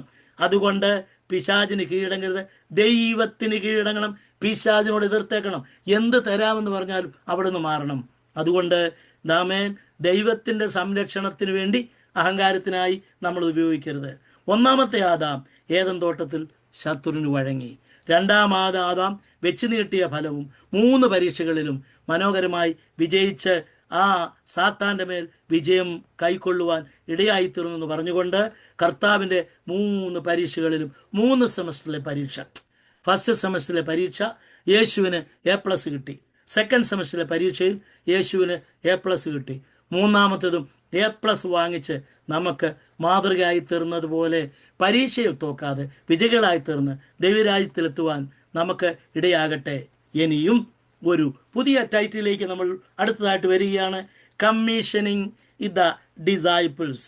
കർത്താവ് കമ്മീഷനിങ് എന്ന് പറഞ്ഞാൽ ഒരു പുതിയ അധികാരത്തിലേക്ക് വരുമ്പോൾ ആ അധികാരത്തിൻ്റെ ചുമതല, നിയമനത്തിൻ്റെ ചുമതല ഏൽപ്പിക്കുന്ന ഒരു കാര്യപരിപാടിയുണ്ട്. Hand overing the charge. പാസ്റ്റർമാരൊക്കെ അമേരിക്കയിലേക്ക് മാറി പുതിയ പാസ്റ്റർ വരുമ്പോൾ അവർ അത് പറയുന്ന വാക്ക് ഇതാണ്, കമ്മീഷനിങ് ദ പാസ്റ്റർ. പുതിയ ദൈവദാസനെ സ്വീകരിച്ച് പഴയ ആളിനെ യാത്ര അയച്ച് പുതിയ ആളിനെ സ്വീകരിച്ച് നിയമന ചുമതല ഏൽക്കുക. ഇതുപോലെ കർത്താവ് യേശു ക്രിസ്തു എന്ത് ചെയ്യുന്നു? പരീക്ഷകളൊക്കെ ജയിച്ച് അത്ഭുതങ്ങളും അടയാളങ്ങളും ഒക്കെ തുടങ്ങുന്നതിന് മുമ്പ് ശിഷ്യന്മാരെ കമ്മീഷൻ ചെയ്യുന്നതായിട്ട് നമുക്ക് കാണുവാൻ കഴിയും. ശിഷ്യന്മാർ ആരാണ്? ആരാണ് ശിഷ്യൻ? Who is a disciple? A person who has a strict discipline is called a disciple. എല്ലാവരും ശിഷ്യന്മാരൊന്നും അല്ല. യേശുവിനെ രക്ഷിതാവായിരിച്ച ശിഷ്യനാകത്തില്ല, സ്നാനപ്പെട്ടാലും ശിഷ്യനാകത്തില്ല, പരിശുദ്ധാത്മാംശം പ്രാപിച്ചാലും ശിഷ്യനാകത്തില്ല, കർത്തൃമേശ എടുത്തുകൊണ്ട് ദശാംശം എടുത്തുകൊണ്ടും മറ്റു കാര്യങ്ങൾ ചെയ്തുകൊണ്ടും ശിഷ്യനാകത്തില്ല. അടുത്തൊരു ലെവലായത്. അത് വിശ്വാസി എന്നുള്ള ലെവലിൽ നിന്ന് ശിഷ്യത്വത്തിലേക്ക് വേണമെങ്കിൽ കനത്ത വിലകൾ കൊടുക്കണം, എല്ലാത്തിനെയും വെറുക്കണം. അതിൻ്റെ റിക്വയർമെൻറ്റ്സ് ഒന്നും ഞാൻ പറയുന്നില്ല. ഡിസൈപ്പിൾഷിപ്പ് എന്ന് പറയുന്ന ഒരു പ്രത്യേക കോഴ്സാണ്. അത് ഞാനിവിടെ പ്രത്യേകം പറയുന്നില്ല. സകലത്തെയും ത്യജിക്കണം, നമ്മയും ത്യജിക്കണം, നമുക്കുള്ളതിനെയും. ഇതൊന്നും എൻ്റേതല്ല, കർത്താവിൻ്റേതാണ്. ഞാനിത് ഉപയോഗിക്കുന്നുവെന്ന് മാത്രമേ ഉള്ളൂ. എൻ്റെ ഭാര്യ, എൻ്റെ വീട്, എൻ്റെ കുഞ്ഞുങ്ങൾ, എൻ്റെ കാറ് എന്നിപ്പോൾ പറയുമെങ്കിലും ഇതൊന്നും നമ്മുടേതല്ല. കർത്താവ് എനിക്ക് ഇപ്പോൾ തന്നതാ. എപ്പോഴാ? ഞാൻ തിരുവല്ലയിൽ താമസിക്കുന്ന ഒരു വീടുണ്ട്. അത് ഞാൻ കുഞ്ഞുങ്ങളൊക്കെ പ്രായമായി വന്നപ്പോൾ അവർക്കും എനിക്കും ഒക്കെ താമസിക്കാൻ വേണ്ടി വെച്ച വീടാണ്. ഞാനത് പറയുന്നു, ഇതെൻ്റെ വീടാണെന്നാണ് പറയുന്നത്, എൻ്റെ വീട്. എന്നാൽ ഈ വസ്തുവും വീടും വാങ്ങിക്കുന്നതിന് മുമ്പ് വേറൊരാളാണ് അവിടെ താമസിച്ചത്. അയാൾ ആധാരം കൈമാറി കഴിഞ്ഞപ്പോൾ ഞാൻ എൻ്റെ വീടെന്ന് പറഞ്ഞു. അത് ഒരു 10-20 വർഷം മുമ്പ് വേറൊരാളുടെ കയ്യിലായിരുന്നു ഈ വസ്തുവും വീടും. അപ്പോൾ ആ വസ്തുവും വീടും അന്ന് ആധാരം കയ്യിലുള്ള ആള് നിങ്ങളുടെ വീട് ഏതാന്ന് ചോദിച്ചു കഴിഞ്ഞാൽ അവരെന്ന് പറഞ്ഞെന്താ, ഇതെൻ്റെ വീടാ. ഞാനിപ്പോൾ ഈ വസ്തു വിറ്റ് വേറൊരാൾക്ക് വീടും കൂടെ വിൽക്കുകയാണ്. ഈ ആധാരം കൈമാറിക്കുമ്പോൾ ആ ആൾ പറയുന്നതോ ഇതെൻ്റെ വീടാ. ഇതാരുടെയും വീടല്ല. താമസിക്കുമ്പോൾ പറയും എൻ്റെ വീടാന്ന്. ഈ ലോകം ഒരു വഴിയമ്പലമാണ്, ഇതാരുടെയുമല്ല. നമ്മൾ തൽക്കാലം ഇവിടെ പാർക്കുന്നേ ഉള്ളൂ. എൻ്റെ വീടെന്ന് നിങ്ങൾ പറയുമ്പോൾ ഒരു കാര്യം കൂടെ പറയണം, കർത്താവേ വാടക കൊടുക്കാതെ ഇറങ്ങി പോടൂ എന്ന് പറയാതെ എനിക്ക് അത്യാവശ്യമായി ചാകുന്നിടം വരെ ആ കട്ടിലെ കിടന്ന് മരിക്കാൻ തന്ന ഒരു സ്ഥലം, അത്രേ ഉള്ളൂ. ഒന്നും എൻ്റെ അല്ല. സ്തോത്രം. മഹാറാണിയായിരിക്കുന്ന എലിസബത്ത് പോലും ബ്രിട്ടീഷിൻ്റെ കിരീടം മരിക്കാൻ നേരത്ത് കാൻഡർബറി ബിഷപ്പ് എടുത്ത് മാറ്റി ഒരു മനോഹരമായ സ്കെപ്റ്റർ ഉണ്ടായിരുന്നു, അധികാരത്തിന്റെ ചെങ്കോൽ. സൂര്യൻ അസ്തമിക്കാത്ത രാഷ്ട്രം അമേരിക്ക അല്ലായിരുന്നു. ലോകത്തുള്ള സകല രാജ്യങ്ങളും കോളനികൾ ഇന്ത്യയിലും ഉണ്ടായിരുന്നു. അമേരിക്ക 13 കോളനി അവരുടെ ആയിരുന്നു. കാനഡ ഇന്നും ബ്രിട്ടീഷുകാരുടെ കീഴിലാണ്.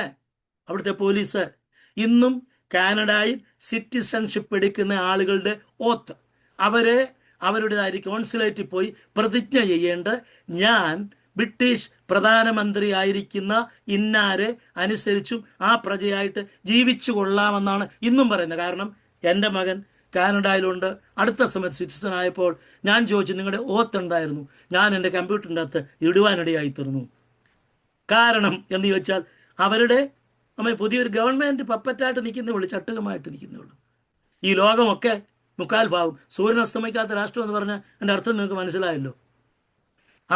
ഇവിടെ സൂര്യൻ അസ്തമിക്കുമ്പോൾ എന്താ, ഈ ബ്രിട്ടീഷ് രാജ്യത്തിൻ്റെ എതിർവശത്ത് ഭൂമിയുടെ മക്കേ ഭാഗത്തുള്ള ഭാഗങ്ങളിൽ സൂര്യൻ ഉദിക്കുന്നുണ്ട്. അവിടെ സൂര്യൻ അസ്തമിക്കും, ഇവിടെ ഉണ്ട്. ഒരിക്കലും സൂര്യൻ ഉദിക്കാത്ത രാജ്യമെന്ന് പറഞ്ഞ സാമ്രാജ്യത്തിൻ്റെ അധിപതി 90-ലധികം വയസ്സുള്ള അവരും കിരീടം കൊടുത്തിട്ട് പോയി. എന്നിട്ട് കാൻഡർബറി ബിഷപ്പ് എന്താ പറയുന്നറിയാമോ? Let us send this Christian sister. Amen. ഈ ക്രിസ്തീയ സഹോദരിയെ, രാജ്യം എന്നൊന്നും പറഞ്ഞില്ല, നമുക്ക് ഭൂമിയിൽ നിന്ന് യാത്ര അയക്കാമെന്ന് പറഞ്ഞാണ് അവിടെ അത് ശവോടക്കം ചെയ്ത ആ ശവസംസ്കാര ശുശ്രൂഷയിൽ കാണാൻ എല്ലാം കൊടുത്തു. ബ്രിട്ടീഷ് കിരീടത്തിന് മുകളിൽ ഇരിക്കുന്ന കോഹിനൂർ രത്നം എവിടുത്തെയാ? ആന്ധ്രയിൽ നിന്ന് പോയതാ.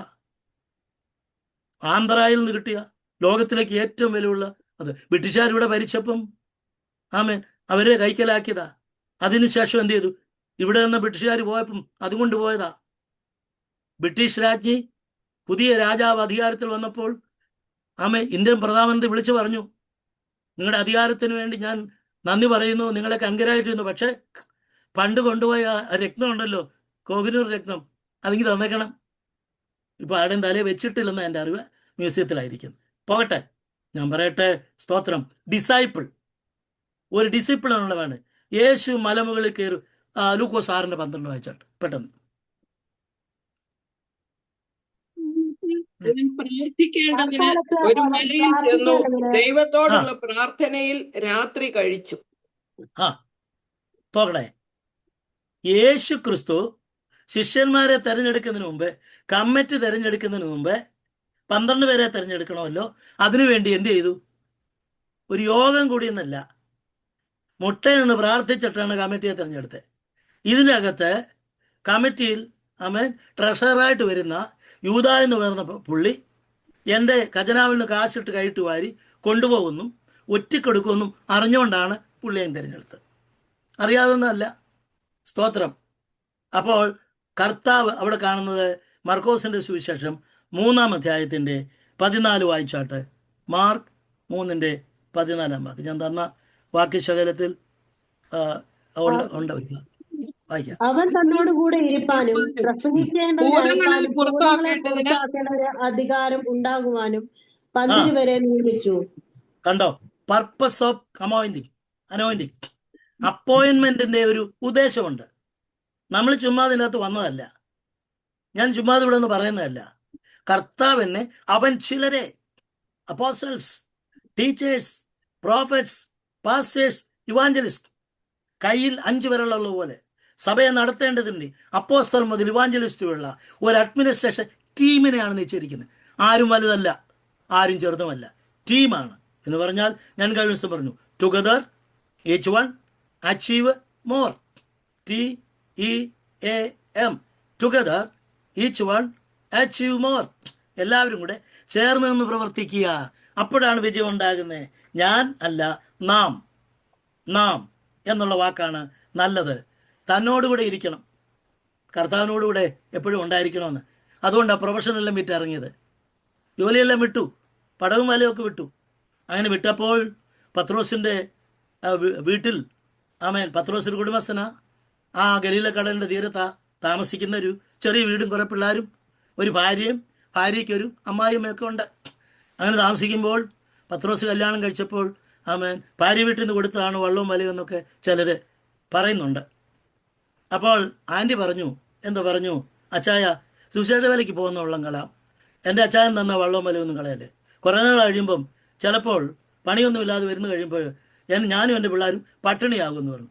ഏതായിരുന്നല്ലോ അവിടെ പാത്ത് വെച്ചിരുന്നു. കർത്താവ് ഉയർത്തേറ്റ് കഴിഞ്ഞു.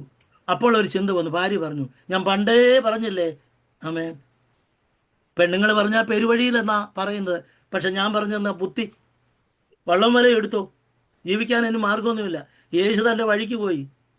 ഈ കൊച്ചുങ്ങൾ ഒത്തിരി പേരുണ്ട്, പട്ടിണിയായിത്തീരും, എടുത്തോളാൻ പറഞ്ഞു. അങ്ങനെ കർത്താവ് ഉയർത്തേറ്റ് കഴിഞ്ഞിട്ട് പടവും വലയും കൊണ്ട് പോയി. കർത്താവ് അവിടുന്ന് പിടിച്ചു. പോട്ടെ.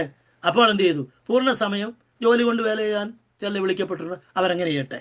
പൂർണ്ണ സമയം ദൈവവേലയ്ക്ക് വേണ്ടി അവരങ്ങനെ ചെയ്യട്ടെ. വിളി പോലെ പ്രസംഗിക്കണം, വചനം പ്രസംഗിക്കണം, ആളുകളെ അയക്കണം, പിന്നെ ഭൂതങ്ങളെ പുറത്താക്കണം, രോഗികളെ സൗഖ്യമാക്കണം, ഭൂതങ്ങളെ പുറത്താക്കണം. പിന്നെ ദൈവവചനം കർത്താവിൽ നിന്ന് പ്രാപിച്ച് ഈ ആഴ്ചയിൽ എൻ്റെ ജനത്തിന് കൊടുക്കാനുള്ള ആഹാരം തരണമേ.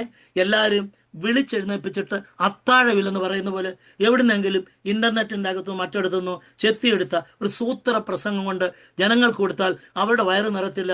അവർ ഒട്ടി വയറുമായിട്ട് വന്ന് നിരാശരം ദുഃഖിതരായിട്ട് പോകാൻ ഒരിക്കലും ഇടയാകാതെ പുരുഷാരം നിന്റെ സന്നിധിയിൽ കടന്നു വന്നാൽ അവരുടെ ഹൃദയത്തിന് ആവശ്യമായ ആത്മീയ ഭക്ഷണം കൊടുത്ത് തൃപ്തി പ്രാപിച്ച് ഒരു കൊട്ടയ്ക്കകത്ത് തലയിലും തിരിച്ചു കൊണ്ടുപോകണം. പ്രാപിക്കണം, കൊടുക്കണം. ഇതാണ് ന്യൂ ടെസ്റ്റ്മെന്റ് മിനിസ്ട്രി. ഞാൻ എൻ്റെ ചിന്തയുടെ അവസാനത്തിലേക്ക് വരാൻ സമയമായിരിക്കുന്നല്ലോ. പ്രൈസ് ദി ലോർഡ്, സ്തോത്രം. കർത്താവ് എന്ത് ചെയ്തു? വിളിക്കുന്നു. ഒന്നാമത് ഒരു യോഹന്നാൻ 1:35 കർത്താവ് വിളിക്കുന്നതിൽ ആദ്യമായിട്ട് വിളിക്കുന്ന ആളായിട്ട് യോഹന്നാനാ പറയുന്നത്. 1:35 വായിച്ചാട്ട്. സ്തോത്രം. പിറ്റേന്നാൾ യോഹന്നാൻ പിന്നെയും തന്റെ ശിഷ്യന്മാരിൽ രണ്ടുപേരുമായി അവിടെ നിൽക്കുമ്പോൾ കടന്നു പോകുന്ന യേശുവിനെ നോക്കിയിട്ട്, ഇതാ ദൈവത്തിന്റെ കുഞ്ഞാട് എന്ന് പറഞ്ഞു. അടുത്ത വാക്യം കൂടെ വായിക്കണേ. അവൻ പറഞ്ഞത് ആ രണ്ട് ശിഷ്യന്മാർ കേട്ട് യേശുവിനെ അനുഗമിച്ചു. യേശു തിരിഞ്ഞ് ആരായിരുന്നു? അന്ത്രയോസ്. ഒരാൾ ആരായിരുന്നു? അന്ത്രയോസ്. രണ്ടുപേരാണ്. യോഹന്നാൻ വെള്ളത്തിൽ നിന്ന് വിളിച്ചു പറയും, ഇതാ ലോകത്തിന്റെ ഭാഗത്തേക്ക് വന്ന ദൈവത്തിന്റെ കുഞ്ഞാണ്. അപ്പോൾ ഇവര് യോഹന്നാന്റെ ശിഷ്യന്മാരായിരുന്നു. ഇത് കേട്ടുകൊണ്ട് അവർ മശിഹായെ അന്വേഷിച്ചിരിക്കുകയായിരുന്നു. യോഹന്നാൻ പറഞ്ഞില്ല, എൻ്റെ സഭയിൽ നിന്ന് ആരും പോകല്ലേ, യേശുവിൻ്റെ കൂടെ ഒരുത്തനും പോകണമെന്നല്ല. യോഹന്നാൻ പറഞ്ഞെന്താ? എൻ്റെ സഭയിലുള്ള എല്ലാവരും തീരണം, മുഴുവൻ പേരെ ഞാൻ മെർജ് ചെയ്ത് എങ്ങോട്ടാക്കാൻ പോവാ? കർത്താവിൻ്റെ ശിഷ്യന്മാരാക്കാൻ പോവാ. അപ്പോൾ യോഹന്നാൻ്റെ ശിഷ്യന്മാരെ ട്രെയിനിങ് ചെയ്ത സകല ആളുകളും അവിടെ ഉണ്ട്. യേശുവിനെ കണ്ട യേശു ഇതിനെക്കുറിച്ച് യോഹന്നാൻ വിളിച്ചു പറഞ്ഞപ്പോൾ അവർ രണ്ടുപേരും യേശുവിൻ്റെ പുറകെ പോയി. ഒന്ന് ആൻഡ്രൂസാ, കൂടെ ഉള്ള ആളുടെ പേരില്ല, അത് യോഹന്നാനാ. ആൻഡ്രൂസ് കർത്താവേ അവിടുന്ന് എവിടെയാ പാർക്കുന്നത്? ഞങ്ങൾ ഒത്തിരി നാളായി മശിഹായെ അന്വേഷിച്ച് കാത്തിരിക്കുക. ന്യായപ്രമാണത്തിൻ്റെ ഏടുകളിലൊക്കെ തപ്പി യേശു ജനിച്ചെന്ന് പറഞ്ഞു, പക്ഷേ ഇതുവരെയും തമ്പുരാനെ കാണാനുള്ള ഭാഗ്യം കിട്ടിയില്ല. അതുകൊണ്ട് ഇപ്പോൾ കണ്ടല്ലോ, അങ്ങ് എവിടെയാണ് പാർക്കുന്നത്? വന്ന് കാണുക, കമാൻസി. അന്ന് രാത്രി യേശുവിനൂടെ പാർത്തു. രാത്രി മുഴുവനും പഴയ നിയമത്തിലും പുതിയ നിയമത്തിലും മശിഹായെക്കുറിച്ചുള്ള ഇഷ്ടം പോലെ പറഞ്ഞ് ആൻഡ്രൂസിനെ കേൾപ്പിച്ചു. ആൻഡ്രൂസ് കാലത്തെ രാവിലെ എഴുന്നേറ്റിട്ട് മീൻപിടുത്തത്തിന് പോയില്ല. അവൻ്റെ ഹൃദയം തിളയ്ക്കാൻ തുടങ്ങി. എൻ്റെ ബ്രദർ പീറ്റർ അവനിത് അറിഞ്ഞിട്ടില്ല. അതുകൊണ്ട് രാവിലെ കോളവെട്ടി ചെയ്തു, ഇന്ന് ഞാൻ ഓഫീസിൽ ജോലിക്ക് വരത്തില്ല, എനിക്കൊരു അത്യാവശ്യമുണ്ട്. നേരെ അവൻ്റെ സഹോദരൻ്റെ വീട്ടിൽ ചെന്നു. കൊച്ചുവാൾപ്പം കാലത്തെ സഹോദരൻ്റെ വീട്ടിൽ നോക്കി ചെയ്തു, അച്ഛാ ചേട്ടനാണെന്നോ അനിയാണെന്ന് അറിയത്തില്ല, തുറക്ക്. എടാ മോനെ, എന്താ ഇപ്പം ആ സമയത്ത് വന്ന് ഒരു അത്യാവശ്യ കാര്യം പറയാനുണ്ട്. തുറന്നു. ഉടനെ പറഞ്ഞു, നമ്മളെല്ലാവരും നാളുകളായി അന്വേഷിക്കുന്ന യേശു മശിഹ ഉണ്ടല്ലോ, ഞാൻ കണ്ടെത്തി. ഇന്നെല്ലാത്തിനും അവിടോടുകൂടിയായിരുന്നു. ഉടനെ പീറ്റർ പറഞ്ഞു, അയ്യോ അങ്ങനെയാണെങ്കിൽ നമുക്ക് ഒന്നിച്ചൊന്ന് പോകാം. അങ്ങനെ പീറ്ററിനെ കൊണ്ട് ചെന്നു. കണ്ടോ, ഇതാണ് സുവിശേഷത്തിൻ്റെ ശിഷ്യന്മാരെ വ്യാപിപ്പിക്കുന്നത്. ഞാൻ അവിടുന്ന് പോട്ടെ. ഇങ്ങനെ കർത്താവ് ഗലീല പട്ടണത്തിലേക്ക് വരികയാണ്. സ്തോത്രം. ഗലീല പട്ടണത്തെ മുഴുവനും യേശു ഇളക്കി മറിക്കുകയാണ്. 20 പട്ടണങ്ങളും ഇളകിമറി. ആ ഗലീല മഠത്തെക്കുറിച്ച് പഴയ നിയമത്തിൽ യേശു ഗലീലയിലേക്ക് വന്നതിനെക്കുറിച്ച് പഴയ പറയുന്ന ഒരു വചനമുണ്ട്. അത് വായിച്ചിട്ട് ഇന്നത്തെ ദൂതി ഞാൻ അവസാനിപ്പിക്കാം, ഈ സ്ലൈഡ് അവസാനിപ്പിക്കാം. വെറുതെ ഗലീലയിൽ വന്നതല്ല, ദൈവത്തിൻ്റെ മുൻനിർണയപ്രകാരം ആ ഗലീലയിൽ വന്നു. എന്തുകൊണ്ട് ഗലീല തെരഞ്ഞെടുത്തു? ഗലീലയെക്കുറിച്ച് പ്രവാചകൻ യെശയ്യാവ് ദീർഘദർശി എന്താ എഴുതിയത്? സെബൂലൂൻ ദേശത്തും നഫ്താലി ദേശത്തും ഹീനത വരുത്തിയ ദേശമാണ്. ഗലീല എന്ന് പറഞ്ഞു കഴിഞ്ഞാൽ ആർക്കും വേണ്ട ചവിട്ടിക്കളഞ്ഞു. ഒന്ന് വായിക്കണേ, അതുകൂടെ വായിച്ച് ഞാൻ ഈ സ്ലൈഡ് അവസാനിപ്പിക്കാം. ഇന്നത്തെ 1 രാജാക്കന്മാർ 9-ാം അധ്യായത്തിന്റെ 10-12 വാക്യങ്ങൾ വായിക്കാട്ടെ.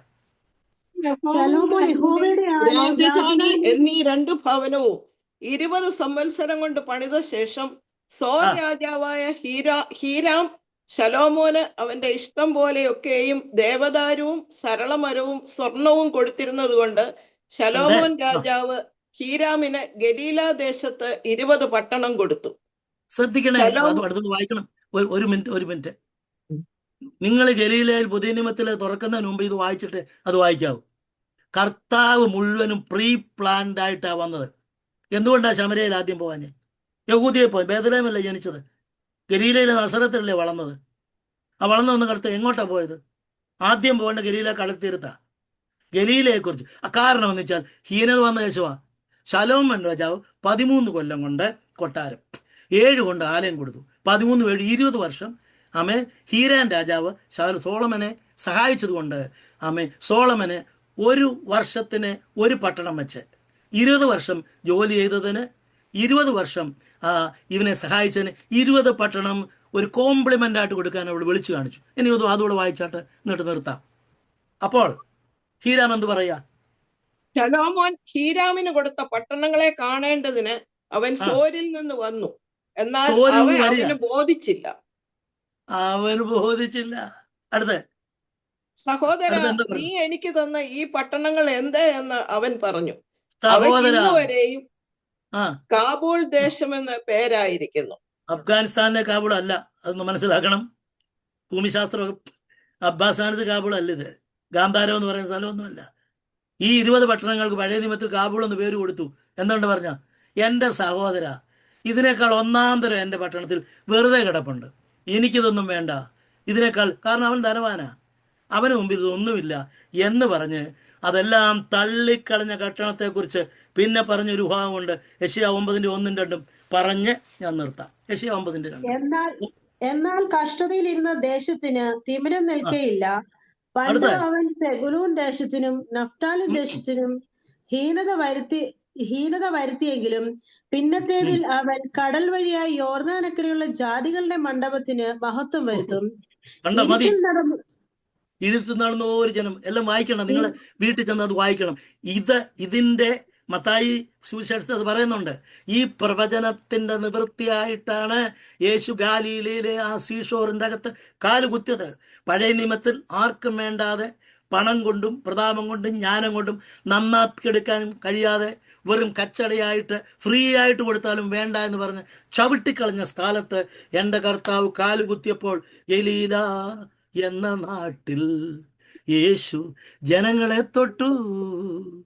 Praise the Lord. അതുകൊണ്ട് ഗലീലയിൽ വന്നു, 20 പട്ടണങ്ങൾ നേടിയെടുത്തു.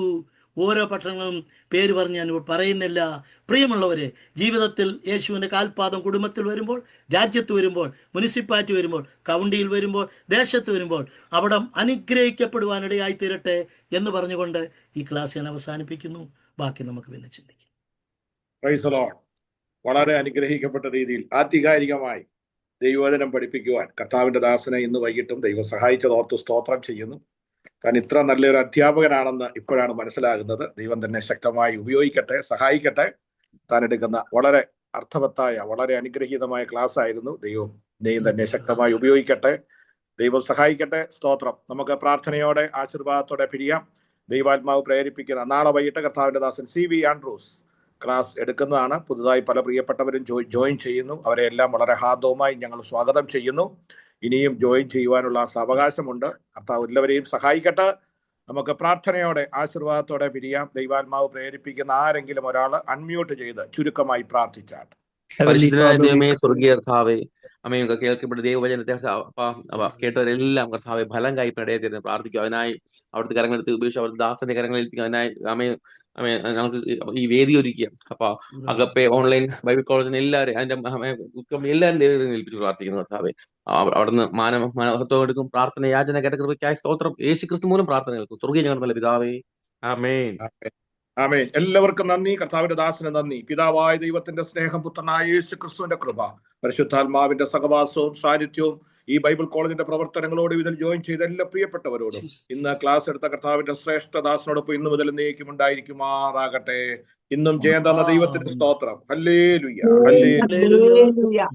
എല്ലാവർക്കും നന്ദി. കർത്താവിന്റെ ദാസന് നന്ദി. നാളെ വൈകിട്ട് ഇന്ത്യൻ ടൈം 9 മണിക്ക് നമുക്ക് വീണ്ടും കാണാം. ദൈവം എല്ലാവരെയും അനുഗ്രഹിക്കട്ടെ. Good night.